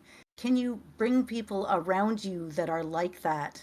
And then again, you end up with smaller clusters of people. Okay, the three of us, our audience that's listening right now, we've got a nice group of 20 people that have access to all of these tools, the internet, the hierarchies, but we've all chosen through this Yeah. discussion that we're going to change the world on an individual level, Yeah. True. because if you have to help your own family be okay financially before you can help your neighbor and make sure they have milk. And if your neighbor has milk, does everybody in your neighborhood have milk? Okay, let's move on. What about that neighborhood? Okay, your city's taken care of. Now I can look internationally. Do people over in other countries need milk? So you have to fix home before you can fix the world. And True. and I True. I think that's kind of where we're at. Yeah. Yeah. And I think that a lot of people are just not giving their life. Like they are just, living their life, but are not wanting to change their own exact life, and that's why they are not willing to help others and to Right. And go that's for a that small, positive things. Like, yeah. if you can't fix yourself, that takes it even to a smaller micro level. Think about it like, does anybody know the personality that has a very bad home life? And maybe they don't have a lot of connections and they're not happy with their looks or their something to do with themselves. So instead of fixing any of that, they now go for causes. I fight for 6 charities. I volunteer with the soup kitchen. I send money over here. I can fix the world now, right? But they're not able to take it, internalize it, and say, wait, hang on now. Maybe I don't need to fix the world today. Maybe I need to fix myself Yeah, and the true. world around me. And then I can reconsider fixing the rest of the world after that. And that's a really, really hard process to think about. Yeah, and also like if you Very, fix yourself, like it's also a way to like fix others too, because you will be a way other person to others as well mhm. in the next Yeah, because Yeah. days look and at, weeks and years. Yeah. because can one person affect the world, right? I mean, look at it historically in bad ways, or in good ways. Yeah, One true. single person, and now more than ever again, right? You're like, okay, say all of a sudden I become this big philosopher and I get a following on YouTube and I got, hundreds of thousands of people watching my advice. And you know what? This is the only time and opportunity I would ever have that, right? But it gives that ability too to people that have the negative opinions, that are people are out there saying, no, no, everybody sucks. Make sure everybody knows it. And now they have a million followers too. So you're up in direct competition. And then again, to highlight what you said, Paul, that funny thing that happens in people's brain when an emotional outburst comes up and everybody loves it and it becomes the hot topic of the day. But again, something that happens fast burns out fast. Something that True. happens slowly Agreed. and Yeah. progressively over time builds that strong Yeah, foundation, and exactly. it lasts longer. So you're kind of watching all these spike trends coming. We've been doing it with the podcast for years, right? Because Yeah. we've been very steadily growing from 50 listeners to 100 to 2, 3, 4, 5, and it just progressively in little increments, but we've retained our listeners over time. We have some of the same listeners from the beginning. We have people that have been writing us letters for years. We have the most loyal, and I think you have that with your fan base. You have a Yeah, very true. consistent, I can see it with your numbers here in your Yeah. Twitch, right? Your It's people are very here because they important, care, and like the it's connection between the people, and yes. most people forget it. Like it's very important to a person level to have that connection, not just a crowd level. Like you cannot say Mhm. it's a crowd, with my fans, because it's stupid. Like I feel like most people who are like thinking of a way like to have fans and a crowd, they are the loneliest person in life. Like they did not get love from their family, and I feel like it's a very emotional thing to say on stream, and I was saying it before on my stream as well. But I feel like those people who got love from their family, they can give love, and a lot of people nowadays who did not get love from their family, it's for them it will be very hard in the future when they grow up to like go out there and spread positivity, and Yeah. that's what I'm also trying to change with my streams, because like I feel like people are very lonely nowadays. They are not finding themselves. They are not finding any motives in their life. What to do, what to work, how to be creative, and it sucks because like a lot of people have talent in a lot of things, but they don't have the love and the mentorship to express themselves in a way to have their talents in use, and it's a very problematic thing in my opinion in this era of our life.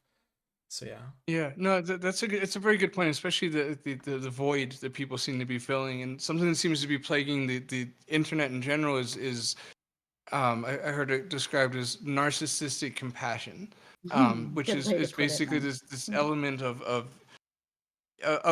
y- taking somebody else down to build yourself up, to be like, Yeah.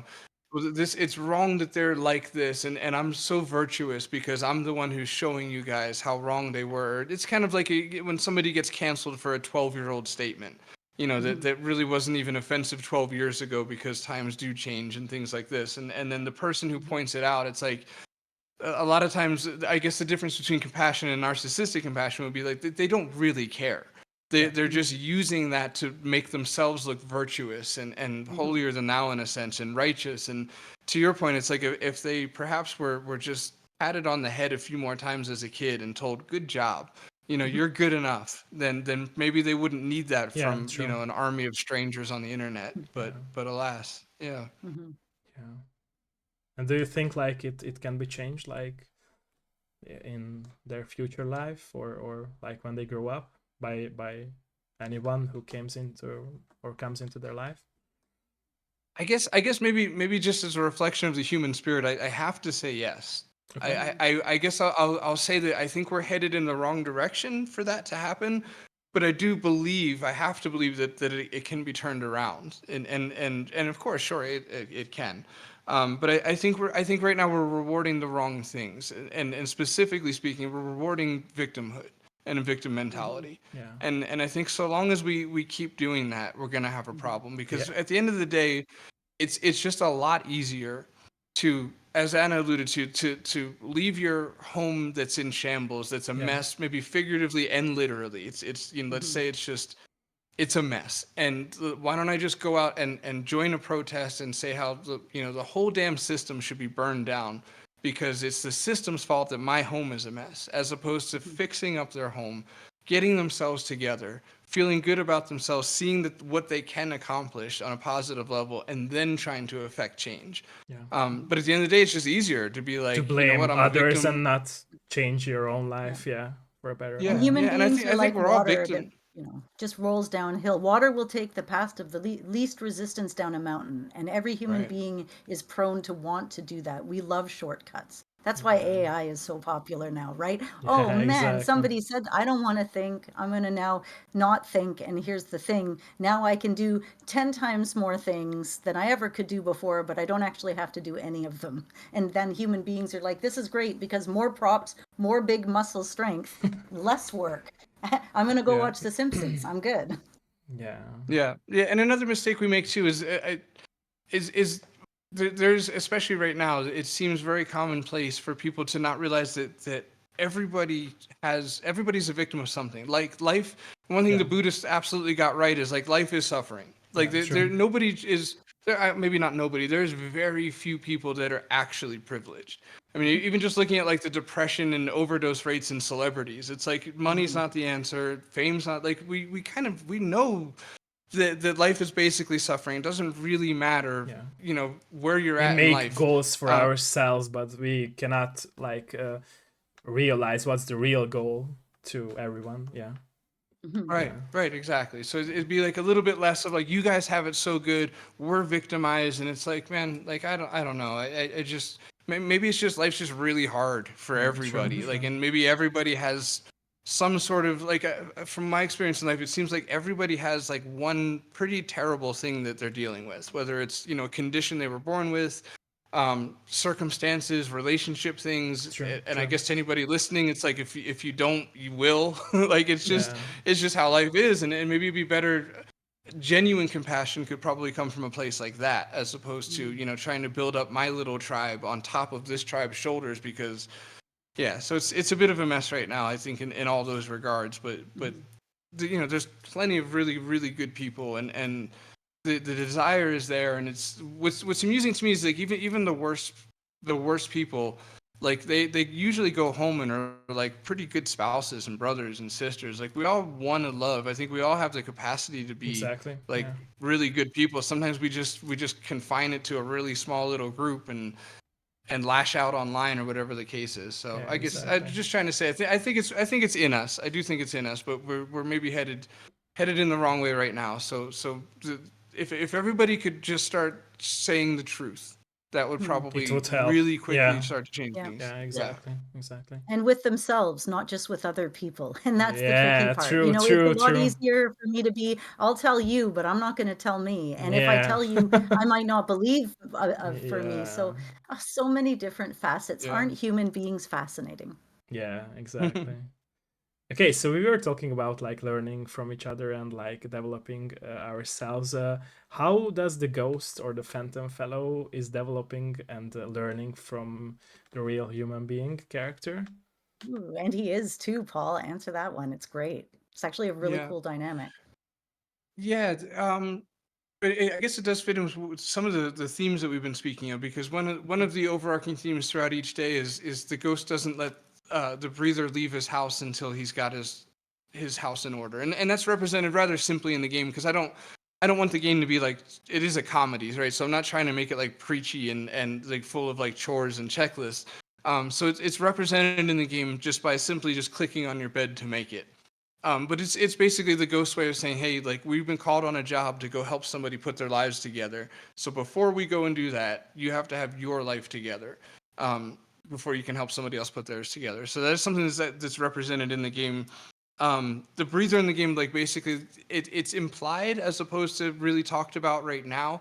And I say right now because I do have a trilogy planned. I Oh, hope to be able nice. to make. Okay, Yeah, I hope to be able to make two more games. There's nice. that In the overarching future. story you were talking about. Yep. Yeah, exactly. Saving some of it, exactly. Mhm. Saving some of it for later. But basically, it's implied that the breather Oliver has lost his parents rather young. So he is wanting for a little bit of direction, and Mhm. I and some see. of that's personal. I had lost my dad when I was a teenager, and so I felt.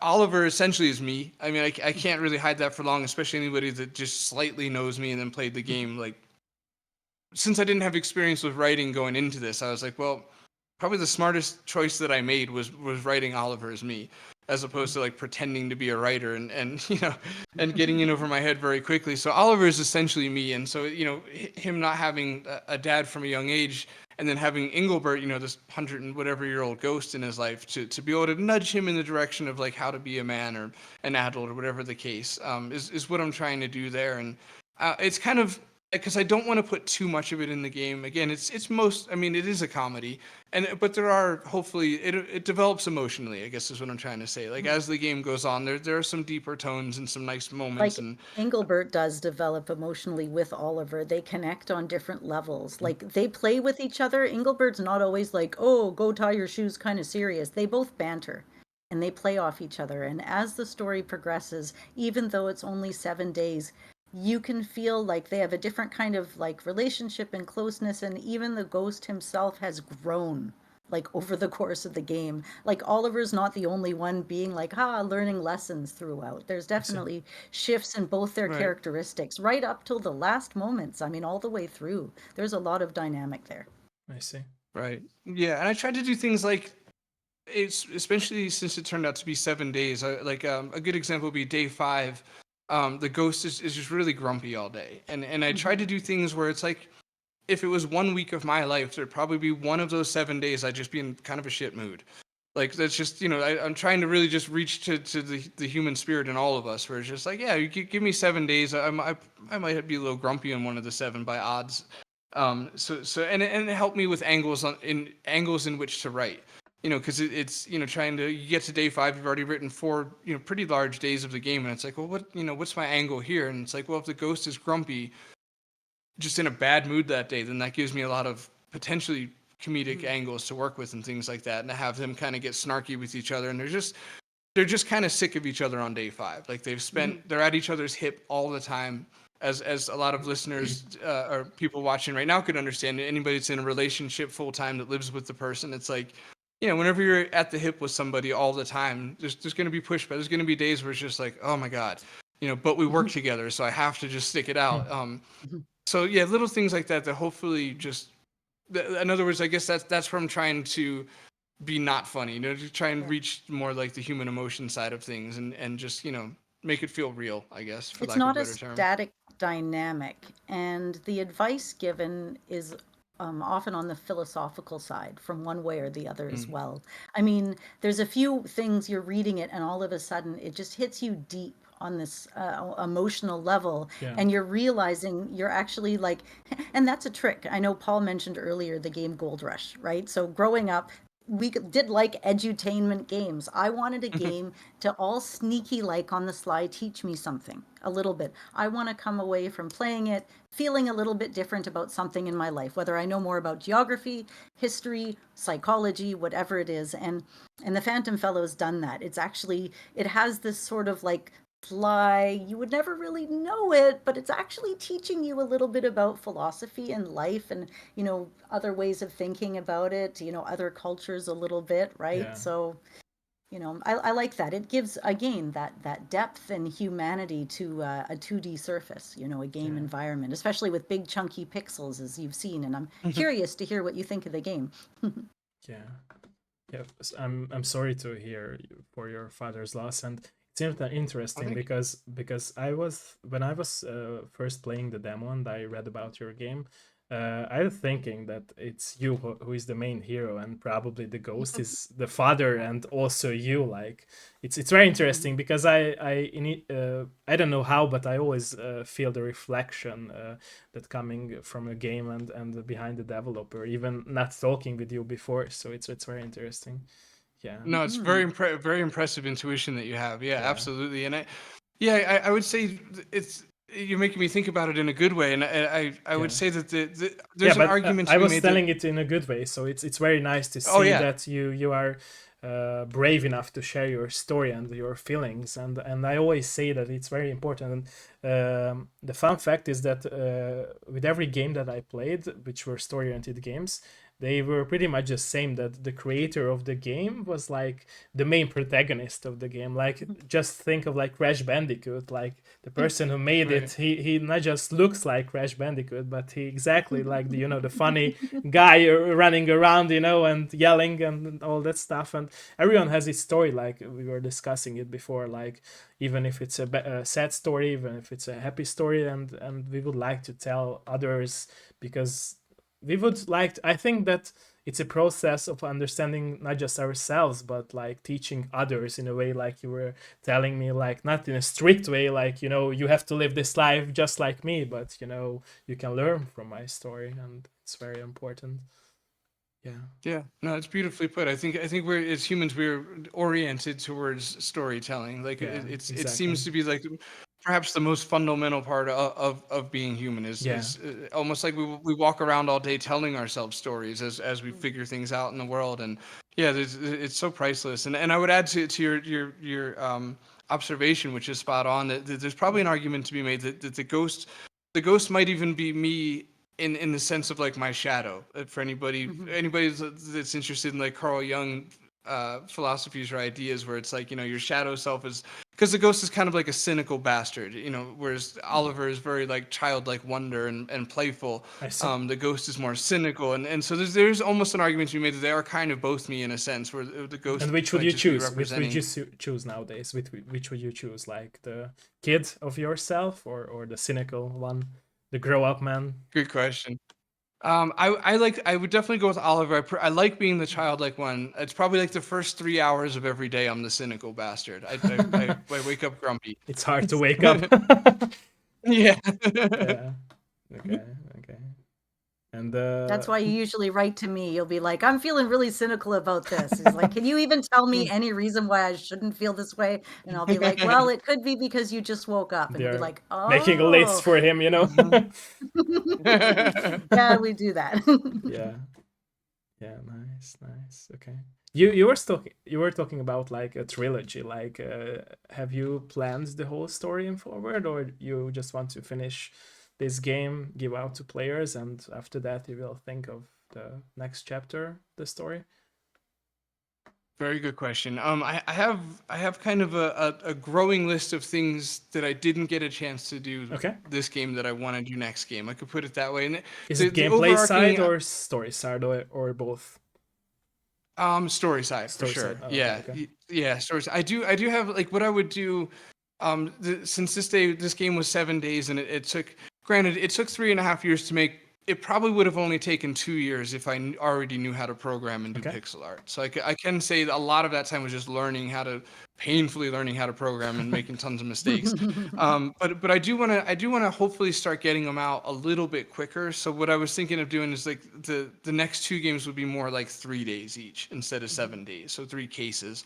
And I do have the second game's cases all planned out because they were just really cool, really fun concepts that I couldn't fit into this game. So Okay. so I've got, it's a mixture of like, a wish list, and some things are certain. I don't know what the last minute of the last game actually looks like, what I really want to do there. The temptation is to do something kind of almost predictable, which Would would you be, like to have like a conclusion at the third game of the ending of it? right. I feel like I would probably need to by that point offer the player resolution. Yeah, It would seem. I guess I could just say it seems obvious that the ghost should probably. Sorry, I'm pointing to my shirt because he's on there. That the ghost should probably. It wasn't like grabbing myself. But the ghost should probably find his peace and his rest. Come the conclusion of the game. But at the same time, I'm not ready, and I probably will be then in years from now. But right now, like I'm not ready to let him go, so I don't know. No, because we did talk about that briefly a few years ago. We were playing around with different ideas for things. And it's like, oh well, what if there was a resolve here, and it became that adventures other. But no, Engelbert's my guy. I like Engelbert a lot. I've grown rather Yeah, attached to him over the years. Do you and He think? ain't that going was anywhere something yet. Oh no, go that I for it. rewrote. Oh, thank you. Something that I rewrote in the game was, and it was just like 2 or 3 lines had to be just changed. But the original idea was that Engelbert was kind of naive to why he was a ghost. And I ended up retconning that before release, to where Engelbert is now recognizing that he doesn't want to take rest because his mission is to kind of raise Oliver into the potential to help Oliver reach the potential within him, sort of thing. So that's kind of helpful towards the trilogy because now it's more Engelbert's mission is to not say goodbye until he can trust that Oliver will be okay without him. So yeah, that was kind of to what Anna was saying. That was kind of the fork in the road where it's like either he's kind of more naive to the fact that he's a ghost and he'll probably have to find peace, in this game by the end of this game, or he's on a mission and he's just gonna stay on it until I'm done writing him.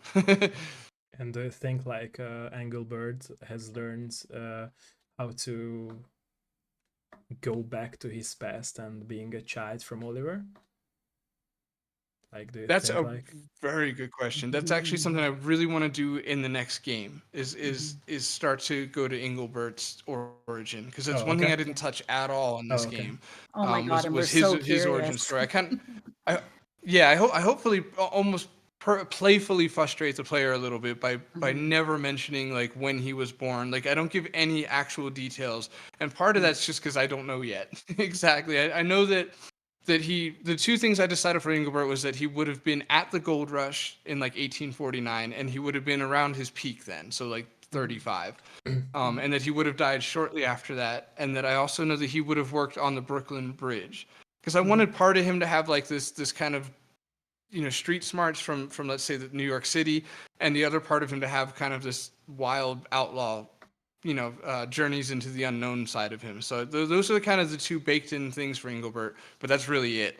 So I kind of have to basically, write the rest in the meantime. But to answer your question, yeah, the next game I really would like to go into that as well, start to I really love the pull it all flashbacks. together. Yeah, No, go his back first past to go as forward. well. Yeah, yeah. I Yeah, see. I see. yeah. And And really, again, continues to develop and gets people invested in the characters because part of yeah, what I think exactly. makes it successful is people care. They want to know more about them. They feel Yeah, true, true. attached to them, or again, connecting with that emotional heart. And you said it, Paul. You are a fairly emotional person at whatever level you do or don't want to admit, but that comes through in the game when other people are playing it. We have some beta testers who are not just on their first playthrough. They found the bugs, but now they're like, oh yeah, I want to play it again. Or I missed a few things. I'm going to play it through this way because there's a checklist, to check things. And that's passion, and it's not even necessary. It's not even something that's been asked It for. just comes from us. Yeah. Yeah. Yeah. Okay, I was thinking of another question, but it's a bit of an emotional question. Like, do you feel like people can understand like their relatives' loss, and would the game help you understand your father's loss? I hope it's not an incorrect Hmm. question to ask from you. No. I appreciate it. It's a great question. Mhm. It's a very good question. I'm not sure that this game. I I would maybe say, speaking hopefully or generously on my part, like what I hope for would that for the first game, because I don't go into the origin very much, but it is peppered throughout, like little lines here and there. I see. The only Mhm. time I think it's the only time he really says it is if you just happen to look at a picture in his kitchen. Is the only time he actually says, like, that's my dad. I lost him when I was young. I see. But I'm hoping that those little light touches will make it so the people that can relate Yeah. are almost hoping that that's the case in a weird way, in a cathartic way, and you know what, I think he's like me. Like, in other words, Yeah. it's kind of what I'm going for, that they might start to slowly see themselves in him or their experience through him. And then to maybe more the heart of the question would be that I do hope to kind of be a little more on the nose with that in the next two games, I see. Mhm. to really kind of touch on that. I think I'm in a better place now, or in a more experienced place now as a writer, to feel confident enough to try that. Whereas Mhm. I think when I first started this, I was like, hey, I don't know if I could pull that off. And now I feel up for the task, and it feels almost kind of natural too. Like Mhm. it should be talked about next. Yep, And I what agree. was this? Was the game that you developed, the Phantom Fellows, like the how to say, the option, or the arm that helped you like handle and keep your childhood in yourself? Mm, great question again. I would say a lot of this game is based around me being a father. So Okay, so I was lucky enough to have both my parents, but I was just very close to my dad. And adventure games and storytelling, that was all something I shared with him. Um, and then I've got a 9-year-old son, and I am an only parent to him. So it's just me and him, and it always has been since he was like 10 months old or something like that. So speaking very openly, I think I have an irrational fear that he would lose me like I lost my I dad, which see. would be too I see. soon. And yeah, and too soon, and before it was at such an age where I was just starting to learn, like, real good, like, man stuff, how to be a grown up, let's say. So I guess Um, that's why the ghost is trying to teach Oliver what to do. Yeah. exactly, yeah, Yeah. and it does come from an almost irrational place of, like, I mean, it could happen, hopefully Yeah. it doesn't, obviously, but yeah, it comes from this place of, like, well, how cool would it be if I had a game where I could, like, see if I could almost interact with my dad, and, like, you get a And real sense also of a with your person. son, like a legacy, Yeah. to tell your story to Exactly. him. Yeah, yeah, yeah. It's That's a very nice exactly it. thing. Like It's a very like nice thing. Yeah, thank you. Yeah, like yeah. a legacy I project, appreciate it. I exactly. And appreciate it. there's something about the something that adventure games offer in a nice way is you almost get to know somebody more through their minuscule tiny interactions. Like, Yeah. you could Small probably learn lines, more like you were about telling me. me. Yeah. Mhm. Right, just from interacting with things in a house, and, like, what would dad say to this or to that, as Yeah, opposed and to, like, people will grandiose understand stories. because if someone would go through the same pain or a similar pain than you, they will understand. As for me, I lost my grandfather when I was 12, and he was my father figure for me. So probably that's why I understand these types of things that you were putting into your game.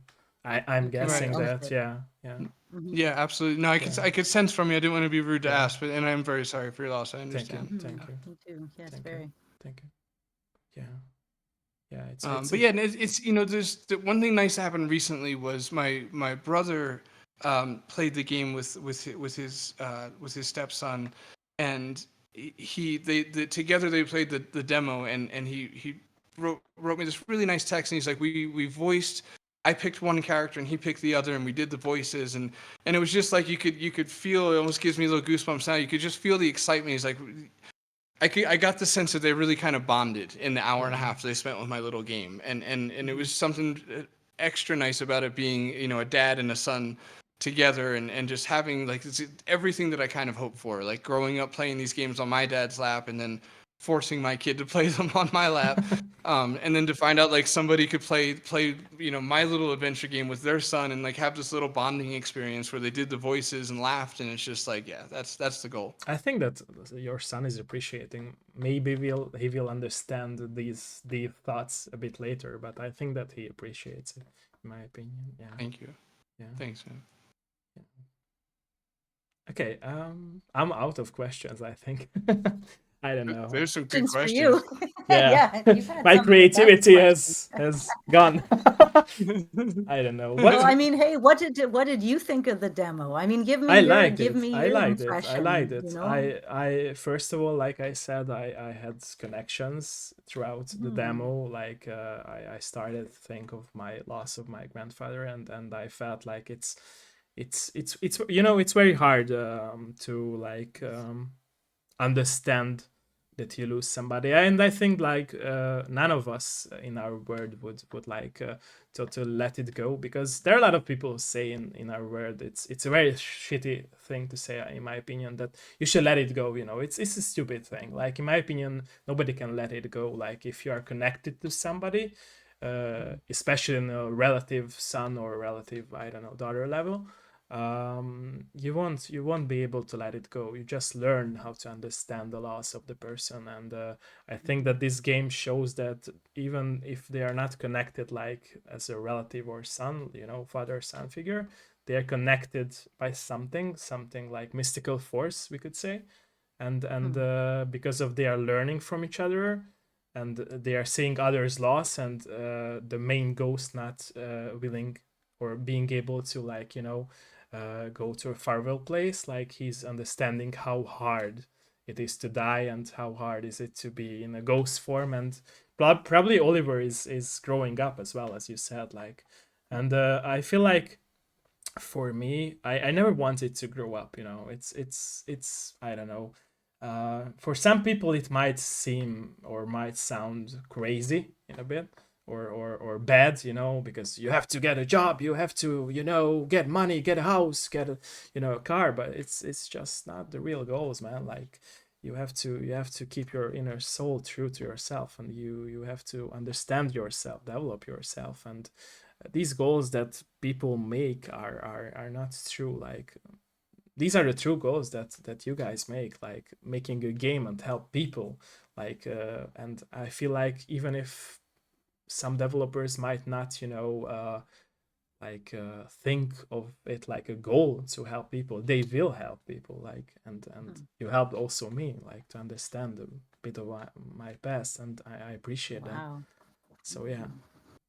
That's a Yeah, very no, big deal.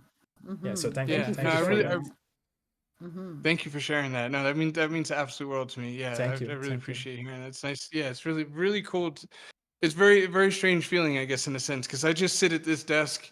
If it wasn't for Anna, I could be a mental patient if this would all just be in my head. Like, she's usually the one that makes it like real. I'm like, okay, so this is a real game I'm making. You But would be a my real point being is ghost. that right, Yes, you would be. exactly. I Living think but in some a of his ghost friends form. might think he is. Where's Paul? But it's so easy to forget that even just the demo is like, it's been out there, and it's like, it's if it's made somebody feel feelings, remember their Yeah. grandfather, make them Yeah. smile somehow at the same time, like, it's Yeah. very cool. It's the first time in my life that I'm experiencing that notion of something bigger than me, or that something that I create becoming bigger than me, or something like that. Not in a But it's grandiozing way, but I just in wouldn't a say it's bigger than you, because it's you. Like, you are the one who did it, or both of you. Like, you yeah, understand. So it's you. The thing is big, and yeah. and you giving out your hearts to people. And like we were discussing before, that if you're honest, people will react to it, and connect with it, because those who are honest to themselves or have feelings. I mean, every one of us have feelings. Just some of us, I think, that's rather not brave enough Different to. levels of Yeah, honesty. yeah, yeah, exactly, Yeah. exactly. Because people are scared nowadays, very much scared, like, to share it, and to talk about their real feelings, what they feel about, especially of someone's loss. So yeah, and it's hard. I think that on a society level, we are not trained to be able to talk about it, like, especially if we experience it very early age of our life.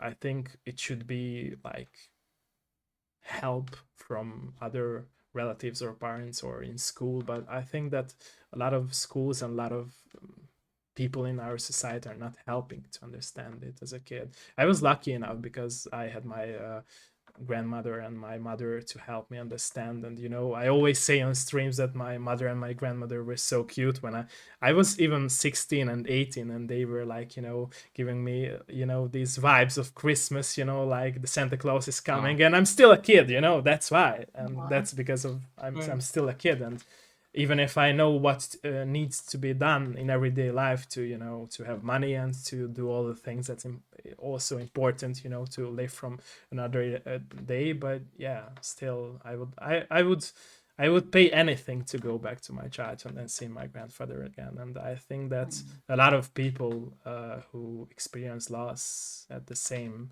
base level of these type of feelings, and it's important to share with each other, because then you will understand that we are not that different from others, so at all. Yeah.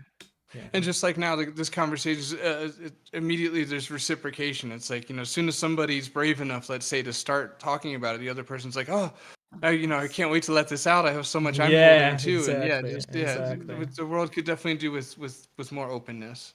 And they also start to open up, like they see that if a person is opening up, they also will be more brave, to talk about the stories. I feel like it would be the way, like it would be to just sit down with others and like share their experience between others, between each other. Which is where we need other human beings, and we need the bonding, and we need that connect. True, And true. I used to say that it was really important to have all the personal connect and the friends, but I have now learned that the depth of a relationship that people can have virtually is entirely unlike what I ever would have been judgmental on before I knew. Like, as much as people can be flippant and toss off a comment, I mean, I've formed my most solid and important relationships that I have out there in the wilds of the internet. And Me who too. could imagine, Yeah, exactly, right? exactly. Right? So Yeah. many, You like, can be more opened up. It's just you have to be brave enough, like I was saying. It's just people think that internet is not a great way to make relationship, but it's not true in my opinion. Like at the workplace, you won't be finding that real friends, but throughout the internet, you will find, like, especially if somebody's passion is gaming, then they could find others who game and who has the same passion level. Yeah. Well, Paul has found my whole family. I have a husband, and I have my teenage son and my adult son and my mom and my dad, and we're all in a multi-generational home. And when he sends me something, be it music or a question, I will answer him, but I'll also get whoever's around me to answer it. Maybe my dad or my mom or my son, my husband. We all, like Paul, with our access through the internet, we have this alleyway where we can just pass ideas back and forth and get ideas from all sorts of different ways and connect in a way. Like, you have a whole family here and I have a whole family there with Paul's family that we never ever in the whole wide world could have ever had without the internet. And I don't even know for a minute what I would do without that. Yeah. We've all become just integral to each other on all sides. It's like it's all copacetic, and yet I've never met you in my life, Paul. At all. You've never met my husband, and none of us, we've all video chatted together, obviously, but like, it's not a real life thing. But wow. But ask me that 20 years ago. Ask me that 15 years ago if You I wouldn't thought that even was believe. possible. Yeah. I would have said no. But I don't have friends in real life that understand me the way that friends on the internet understand me on that special magical depth. Yeah, It's exactly. surreal, right? Yeah, exactly. And it's interesting that we were discussing the power of love, and maybe it should be the goal of everyone. And I think it is also a goal of everyone to find love and to find inner peace. And it's interesting because when I play through, it will be a spoiler time for everyone. I hope nobody will be angry of me saying spoilers about Nier Automata. And if you complete the whole game and all endings, there is a very special message from the developers then that you can choose. If you delete your save data, you can help others by joining with this little robot and shooting the credits like the Space Invaders game. And it will That's say great. that the real goal behind humanity and saving humanity is love, like going into this fight, against the credits, rolling down, and you are helping others with your love and sacrificing your own self, your own time, your own Right. save data. And it was a very nice thing to see that.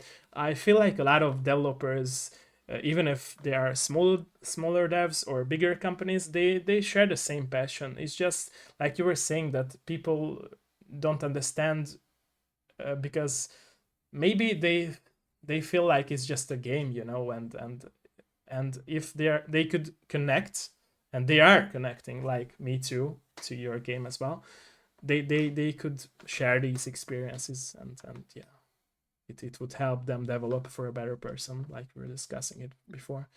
Yeah. Well, our passion extends too. I mean, right after this, we're doing a podcast with somebody who lives in Oregon, Oh, and we're nice. going to be talking about fashion and design and things in video games, in Nice. adventure games, right? So that passion, I mean, and again, another person that we would have never have known and never would have connected with, and it's such this interesting people too. You're not just meeting the some of these people that we're meeting online have wild jobs and careers and live in international places. Hey, you ever made friends with somebody on Discord and then made friends with them again on another platform and you don't know it's the same person because you guys have different names? I've Yeah. done that a few Yeah, me times. too. I've made friends with the Mm. same person 4 times and I'm like, goodness. Isn't that wild though? How many times can Yeah. that ever happen in real life? It just can't. This is wild. Yeah, true. By the way, make sure you share your podcast link in my chat. Oh Do yeah. that. Do that. Here, I'll do that Thank you. now. You're welcome. You're welcome. I will share the socials. Yeah, go for that. And also, I think my moderator shared the Steam page of your game, if I'm correct. Oh, thank you. Lovely. Thank you. Yeah. There we go. Check out our podcast. We do have lots of interviews with people that have made the games you know and love, from Noah Falstein, who did the Fate of Atlantis game, Indiana Jones, and we have Ken and Roberta Williams, of course, and Laurie and Corey Cole, who did the Quest for Glory series, and Al Nice. Lowe, who did Leisure Suit Larry. And lately, we've been focusing more on just kind of us chatting about things randomly and picking a subject episodes, but littered throughout, if you go back in time, you'll find all sorts of goodies. Do you guys, by the way, have other passion? Not just games, like something other passion? I think you have I like. music. Music. Yeah. Okay, that's Music. fair. Yeah. There's I some can see music, the which is instruments behind you. Yeah. say taking a small backseat to Thank the you. game dev, because it's almost like I need to do something creative, and it almost doesn't matter what. It's like, okay, music, that works, or writing, or the pixel art, as long as it's something. But my little, like, away from all that, just turn the brain off, is I really like MotoGP, motorcycle Nice. racing. Nice. It's my little, yeah, I don't know. It's I feel almost bad because it's like a blood sport. Like, I need that. Like, I need lives to be on the line to be entertained, but I can't watch football or any of the other ones. I'm like, ugh, it's just, where's the risk? Boring. But yeah, Yeah. Yeah. Yeah. yeah. Exactly. Exactly. And what's yours? How about you? Oh yeah, Me? Oh, sorry. Yeah, yeah. Go well, for it. you go ahead No, go first. for it. Go Yeah. for it. Oh, you want me to? Okay, Yeah. fine. Well, I mean, I do collect big boxes, Okay. I can see and I that. like getting them signed. So Nice. that's been fun. I've had the opportunity to travel to the States a couple times with video game and conventions and to meet people and stuff. In real life, my husband and I run a wood shop, but our shop got unexpectedly demolished. And we've spent a bit of time sort of reinventing who we are and what we're doing within the industry. Because normally what we do is we take the wood from the forest floor and we do it all the processing right through to the finished product in the home and the install and everything else. And so lately we've been focusing on smaller products, potentially catering a little bit more to the video game industry. And of course, there's all this game stuff. I mean, who knows what happens with the Phantom Fellows and where we're going to go in the future with it, and you know, and hobbies. I like to talk to people. I like to That's interview nice. people. I love to cook. I'm very, very passionate about my family. I spend a lot of time, a disproportionate amount of time, playing Heroes of Might and Magic Love hot it, seat love with it. my son and my husband. The three of us are Third part was my usually 20 favorite. hours into, yes. And we love Heroes 2 as well, but lately Heroes 3 because we've pretty much mastered Heroes 2 on that Oh, level. nice. Because, Heroes 2 has so many little, like, you're just going to get Black Dragons, you're going to kick everybody's ass, you're fine. But Yeah, Heroes 3 has a little bit more fairness. And then we got the mods for it lately. So we've been playing around with Horn of the Abyss and kind of messing around in there. So we nice. do a lot of like we all work together as a family. We kept our son home for the years during COVID in school because it got so weird. Mhm. And we're like, you know what? You're not even having fun at school. The kids aren't allowed to leave their classrooms. Yeah, true. Everything fun has been canceled. Everything that made school a little bit okay is gone. So we brought him home and we've been gaming with him, and he plays like Nice. Panzer General and you know all the political things, right? He knows a more about the adult side of things in society, and so very, very family centric person, I Nice. would say. Nice to hear. Yeah, as for me, I love writing, so I like writing stories. I also worked as a video game journalist, like I told you before on Twitter, and I like writing books as well and poems in Hungarian. So I'm planning to Hmm. release my books as well in multiple languages. It's also like, Congratulations. thank you. It's also like a thing like your experience with your past. I would like to like give my honest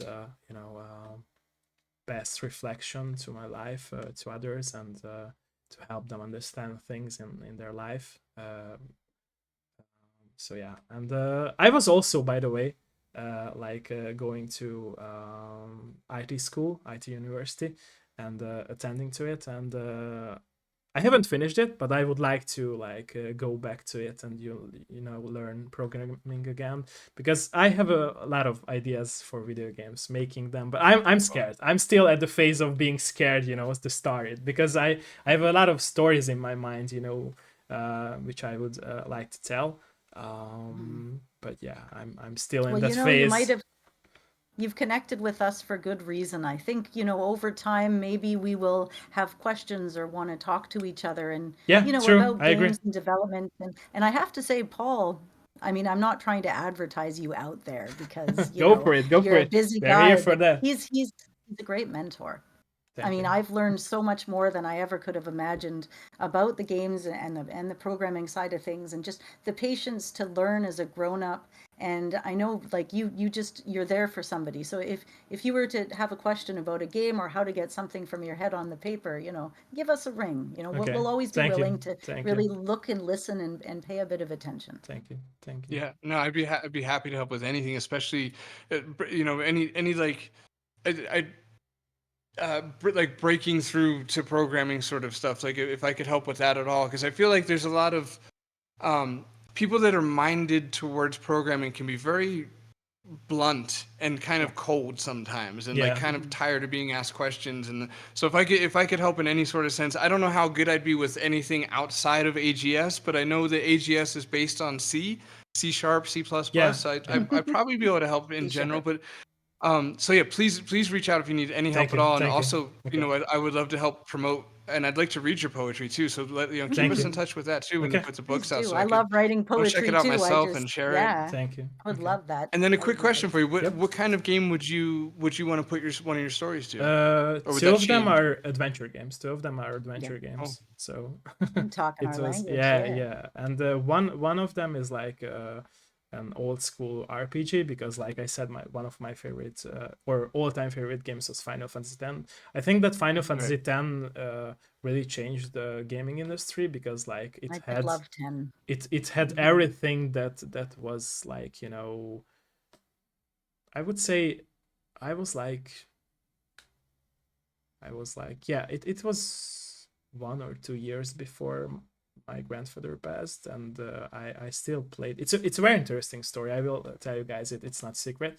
Uh, like when he was alive, I started playing Final Fantasy X, and after he passed away, I almost finished the game, but I never actually finished the game. So in Final Fantasy X, you have to defeat Sin, which is a whale, you know, and it represents the bad things of people, but still, like, you know, it's renewing itself, like a reflection of, you know, life and death cycle. And it's very interesting because every year I start playing through Final Fantasy X, and I never actually finish it. I know the ending, like I just never actually finish it, because, like, in my mind, you know, I want to keep that memory inside me that I you know, I never lost my grandfather. He's here with me through my game experience, you know, and I feel like not just that, but a lot of things. When I was a kid, I understood a lot of things of the game, but when I grew up, I actually could understand even more, like a higher level. Layers. Yeah, the layers of the game about love, you know, political stuff, racism, fighting against racism, the loyalty level between people, you know, that they are The fighting for undertones each become other. visible. Yeah, yeah. I remember that there is a line from Waka when he's on a shoepuff or something like that creature, and they are riding a shoepuff, and Yuna is if I'm correct, Yuna is kidnapped, and he's saying that because there is a whole city built beneath, like, the water level, and Waka is saying that humanity is always thinking that they are bigger than nature. And it's just one line, but that game has a lot of lines like this. Like they would like to. It's very interesting because Japanese are I think are the real masters of emotions, and they can express the teachings through emotions, and vice versa, like the emotions through teachings. And Final Fantasy X is a perfect example for it. Like, yeah. So that's why it's my favorite game of all time. Like, That's the last one I played in the series because it split off more into multiplayer when it went into 11. And I remember I said, yeah, you know what, I'm good with the first 10. So because I played them going right back to on my first Nintendo that I had when I first moved away from home. I had my first Final Fantasy games, and I mean, what else do you do, right? Those games are epic. I loved them. yeah, okay, yeah. If I seem suspiciously quiet, it's because No, it's I okay. It's never okay. played it. Oh, you never, He never, he doesn't. Are they adventure never. games? No, he Never. hasn't Oh, played okay. them. And what? Yeah, Only adventure games, or have you played other genres?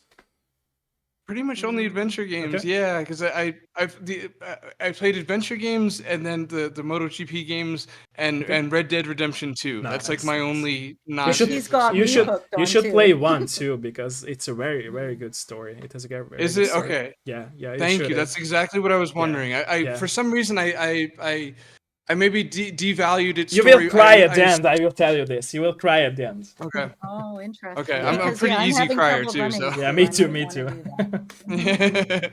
The three of us, No, but man, that I'm would be glad to fun. hear there's a good story It because is. I It don't maybe is. because it was older. I was fearing that it was more No, no, gamey and no. less I story. But think in okay, some I'll of definitely play it. ways, the story even better, like than second story. Okay. Yeah, Ooh, Cool. more okay. emotional, Cool. Good. like, Okay. and yeah, more depth into characters. Yeah. Thank you Yeah. for saying that because I've Yeah, been you're tempted to welcome. play 2 for a third time, so now I Nice. can do something new but And if old. I'm Yeah. correct, it has like a renewed version for PlayStation 4. If I'm That's right. correct. Yeah. Yeah, Yeah. yeah. That's right. I An just saw advanced that in Walmart. version. Yeah. Yeah, yeah, Yeah. yeah. Cool. I love living in the future. There's so many good things here. Yeah, true. We just I have to said that appreciate never. it. You do. Well, I Right. said Small never, things. Yeah. ever have we had access to look at the library of games and music and True. media and True. entertainment from any genre internationally, You just have all to over the bet. world, Yeah. right? You just, yeah, there it is. Click, click, click. Okay, I'm Yeah. watching a movie from 1943 from Bulgaria, from wherever, from Romania, Yeah. from you don't even it's amazing what you can just find. And it's good media, right? I mean, I don't have time. I'm a real person. I have a real life. I don't think I'm going to consume 0.1001% of the media Exactly. I would enjoy out there because I see the positive in all of it and I want to see all of it. Campy, bring it on, all of it. But yeah, it's a lucky time, I tell you. Yeah. As I outside of the agree. I negative, totally just to agree. contrast it on that level, I'm so happy to be alive right now. Yeah, me too. Yeah. Well, great. Yeah, Okay. that was really fun. Yeah, for me too. And like I said, I appreciate your time and the effort for putting You too. into this interview. Yeah, thank you. Is there anything that you would like to share, by the way, at the end of our interview? I think like you think it's important or That's a I good don't know. question.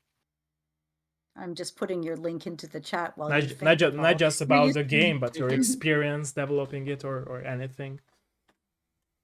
Oh man, that's a great question. No, I would just say that I'm very grateful for you. I really appreciate you reaching out to you. us. It's honestly, it's not like an everyday sort of situation. I'm Like trying. somebody that's I'm like, hey, trying. I'm yeah, trying my somebody would best be to like, to change the world for a better. It's yeah, my real goal because I feel like I don't know. Like you said, it's very true that we live in a world and we are very lucky to have this world with all the knowledge out there. Just one click, and you can learn. But people are not seeing it. Like I feel like most of people are lazy. First of all, to go to the internet blind, yeah.